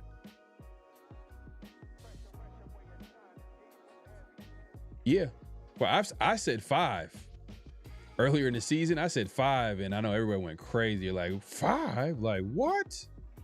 5 years? Like, but the point that I was trying to make was like you have to give them time. Like their whole job is to make moves to address the roster while also keeping an eye on the future. And in the Raiders' case right now, they're rebuilding. So they're going to keep an extra eye on the future when they make moves. Like they're trying to build through the draft and address the team, and like, and they can't also like address every move, like every need in the entire offseason. And it's like, I mean, you got to give a GM time for sure. And a coach too as well. But when you hire a 75-year-old coach, then, you could throw that out the window. Niners are going to win it out until they play the Rams. Yeah, man. I don't want the Niners to win the Super Bowl. I don't want to see that. That's going to be, don't want to see it, man. I just don't want to see the Niners win anything. But if Mendoza goes all the way in the college pass, that would be a big deal. LS, thank you, bruh. Thank you, man. Appreciate it. Because people, man, I don't know. I feel like I was early on it. My guy, Raider Ray, he was like the first to put me on to him. And man, earlier in the season, I was like, man, this dude, I'm not saying that he's going to be a great quarterback. You know what I mean? Like it's just I can see the potential. I can see it. I can see if it all depends on who the Raiders get an offensive coordinator at the end of the day. That's what really matters. With all these quarterbacks, it really comes down to who they get an offensive coordinator, what system they're trying to run, and then from there you kind of can connect the dots on what type of quarterback they're probably going to go after. But I like Sorsby, man. I like his game. Right now he's kind of like a running quarterback. He's athletic, but he offers some. You know, he got a really good arm. Got a better arm than Mendoza. Got a better arm than Dante Moore. Guys that are, you know, going to get drafted ahead of him. So, yeah, man. There's just some certain things that he needs some development. Like, he's a guy that, like, I would want to sit. You know what I mean? Or if he does come play year one, it would have to be like, you know, kind of like a dart situation. You know, comes in, you know, middle of the season type deal. But you got to give him time to develop for sure.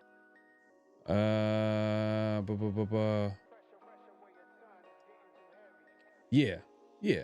Which is cool. It's fine, man. It's fine. I'm not like Mendoza is the safe pick, bro. Like if the Raiders get their one pick and they get Mendoza, it is what it is. I'm not mad at it. Dante Moore scares me though. I ain't gonna front. He scares me because it's his experience. And when I looked up like quarterbacks with less than 20 starts from the last 20 years, it's not a lot of good successful ones. And if there are any that are close to it, maybe more than 25 starts, maybe more than 20 starts, maybe like around 25, it's still not good. But then you got like Sam Darnold, who's able to like be good after like what? How many teams has he played for now? So it's like, man, like I don't know if the Raiders should do it with him. And I'm only saying Sorsby because at least you draft him later. Like that's a good. You'll be able to address another position high in the draft, and then also get a quarterback. Pretty much 2014. Just think 2014 draft, and that's what Sorsby can be. You know, a guy that you can get like in the second round, maybe first round, late first round. You could trade up to get that extra fifth year with them. Man, I'm trying to catch up, man. Appreciate everybody coming through, man. I'm trying to address some of these. Firing GMs all the time is worse than firing coaches. That's what I'm saying, bro. Exactly. Because now this is the guy that's in charge with bringing in players, bringing in talent in free agency in the draft. So every time you bring a new guy, he has to evaluate the roster, and he's going to have a different vision, a different whatever. He's going to want to bring his guys, and there's always going to be like casualties from that whole transition to a new GM. So that's why like it just makes sense to just Raiders just to find their GM and just stick with them. And then you evaluate them after a few years. I actually had money on Sorsby for the Heisman, got him at huge odds early on. Oh, okay. All right, hey, Ellis, all right, you know your shit, bro. It just didn't work out. But Cincinnati was trash, bro. Oh, disgusting. I was watching their games this season. This is not good at all. If anything, if he goes back to school, I hope he goes to a good program. Like, if he can go to like LSU, I know the rumors are like Indiana and Texas Tech, I believe. I could probably see Texas Tech, Indiana, possibly. I don't know if Cignetti would go with Sorsby because it's like a different style. But if he goes to Indiana, that would be nice. That would be nice. Let's see, man. Let's see. Trinidad Chambliss, I wouldn't be mad. Late, that'd be later in the draft. Like what? Like in the fifth round or something? Fourth, fifth round. Bruh, hey man, we on the same page. Thank you. This is what I was trying to say the other day on the 50-50 show with Severe. And it's like, you look at the risk with him. You look at like, all right, the fact that he's coming from that Oregon offense, which is not, you know, that's the same offense that Bo Nix is coming from. And then you got the fact that his experience level, like there's not a lot of, like, I'm not saying experience is the end all be all, but there is a threshold. And when you look at like some of the guys with less than 20 starts that go in the NFL, we're talking about like Anthony Richardson. We're talking about guys like, you know, it's a few quarterbacks. You know, Mac Jones is one of those guys. Man, Mitch Trubisky, you know, and Mac Jones probably is not that bad, but how many teams has he been on? You know, so it's just, that's what I'm saying. And are the Raiders set up for that? Do you trust the Raiders to develop a quarterback and have him sit on the bench for 2 years?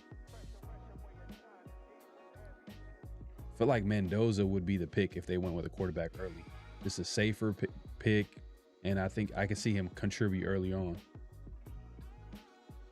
Telesco did a better job drafting, getting free agents with his limited budget last year. I don't know. I mean, he did a terrible job addressing quarterback position, I'll tell you that. But, I mean, I got to give him credit for Brock Bowers, obviously JPJ, and Glaze. You know, these are all guys that are starters on the team. Solo says, I definitely like Sorsby. Mendoza reminds me of Sam Bradford situation. Ooh.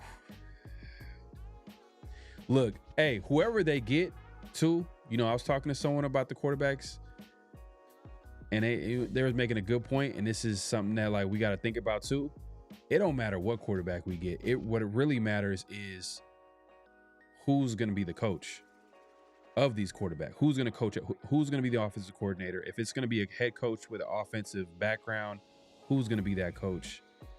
And then you got to connect the dots on what quarterback fits their system. Because if you pair Sorsby with a coach that likes a pure pocket passer, then it's like, man, that's going to be tough. You want a coach that can like build around the player's skill set.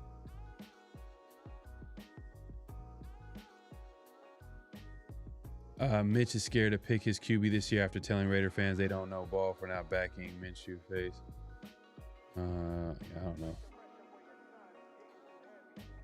Oh, bro, I'm telling you, man. I'm telling you.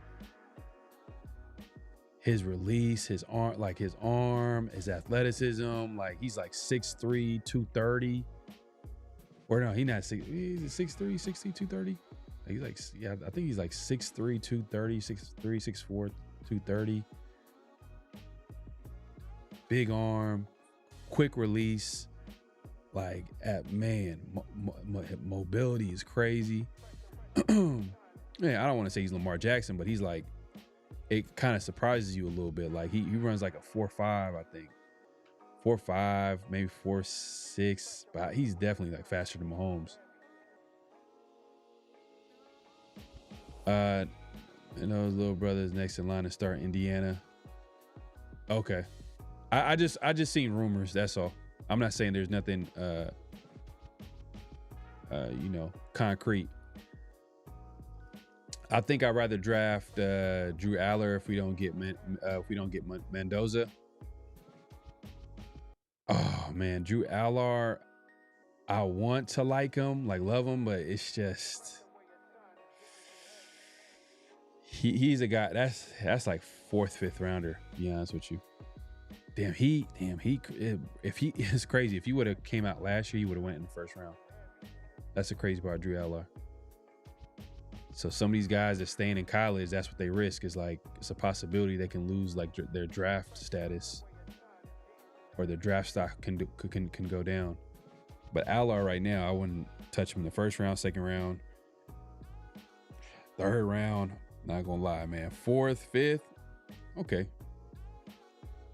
4th, 5th. I mean, Raiders drafted Aiden O'Connell in the 4th round, so we can draft an Allar who's way more physically gifted than Aiden O'Connell.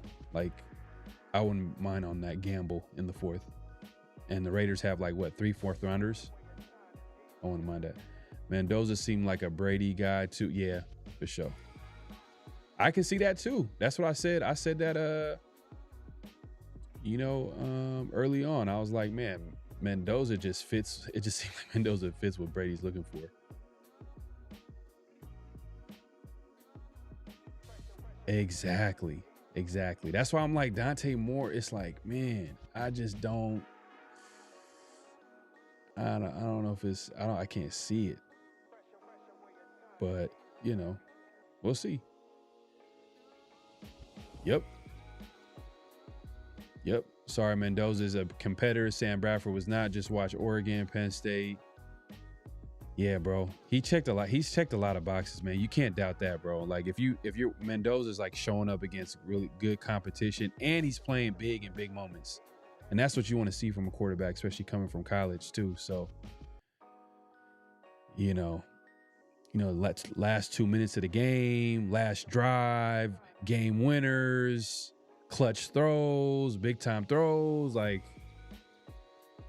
he's checking a lot of boxes, bro. So, I mean, it's still not done. I mean, he's in the college playoffs. So we'll see if he can ultimately take his team all the way to the championship game and win it all. But we'll see. Drew can't be UCLA.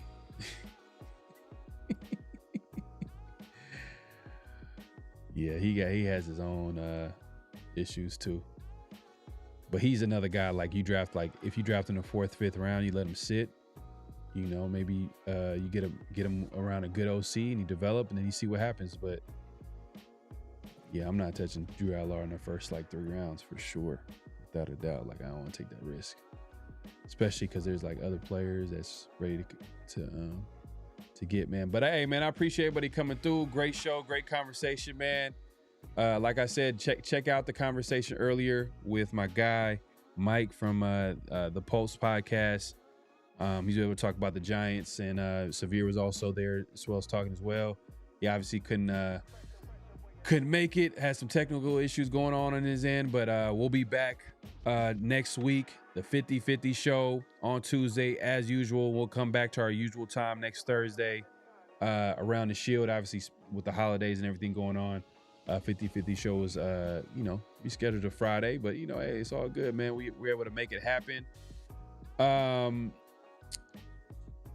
Raiders first downs, losing their stud D tackle is going to hurt them in the playoffs. Indiana losing their stud D tackle is going to hurt them. Yeah, they got some injuries. And that's the thing too. Mendoza kind of dealt with injuries too. I know a lot of people like to talk about hey, he got some pieces on offense, but I think Cooper, I don't know if he's healthy, but he went down. I know Surratt was gone for a month, the wide receiver, so he was able to deal with that and still be productive.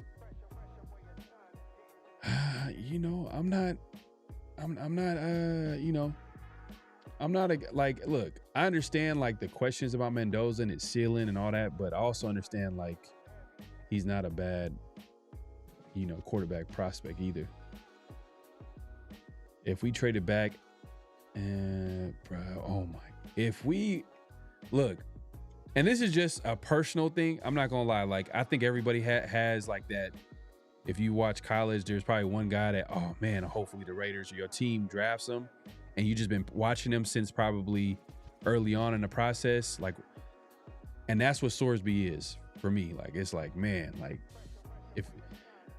if the Raiders drafted him, I'm gonna be what the heck? Wow, this is the guy that I've been paying attention to early on, but I don't think it happens though. It's just too much what if. They would have to trade down.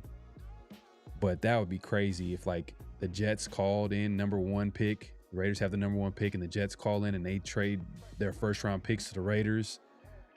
Whoo! Man, that'd be crazy. But yeah, man, like I said, I'll be back next week, next Tuesday. Hopefully the Raiders do what they're supposed to do this weekend and lose this football game against the Giants so they can get that number 1 pick or get one step closer to getting that number 1 pick. But I'll be back here next week, 50-50 show. Make sure to follow me all over social media. Also subscribe if it's first time joining the show. Definitely subscribe. Either The Severe Raider, obviously PharoahNFL, myself PharoahNFL, and then also follow Around the Shield all over social media, on X and IG specifically. But I appreciate everybody coming through, man. Great show. And hey man, I'll see y'all next week. Peace.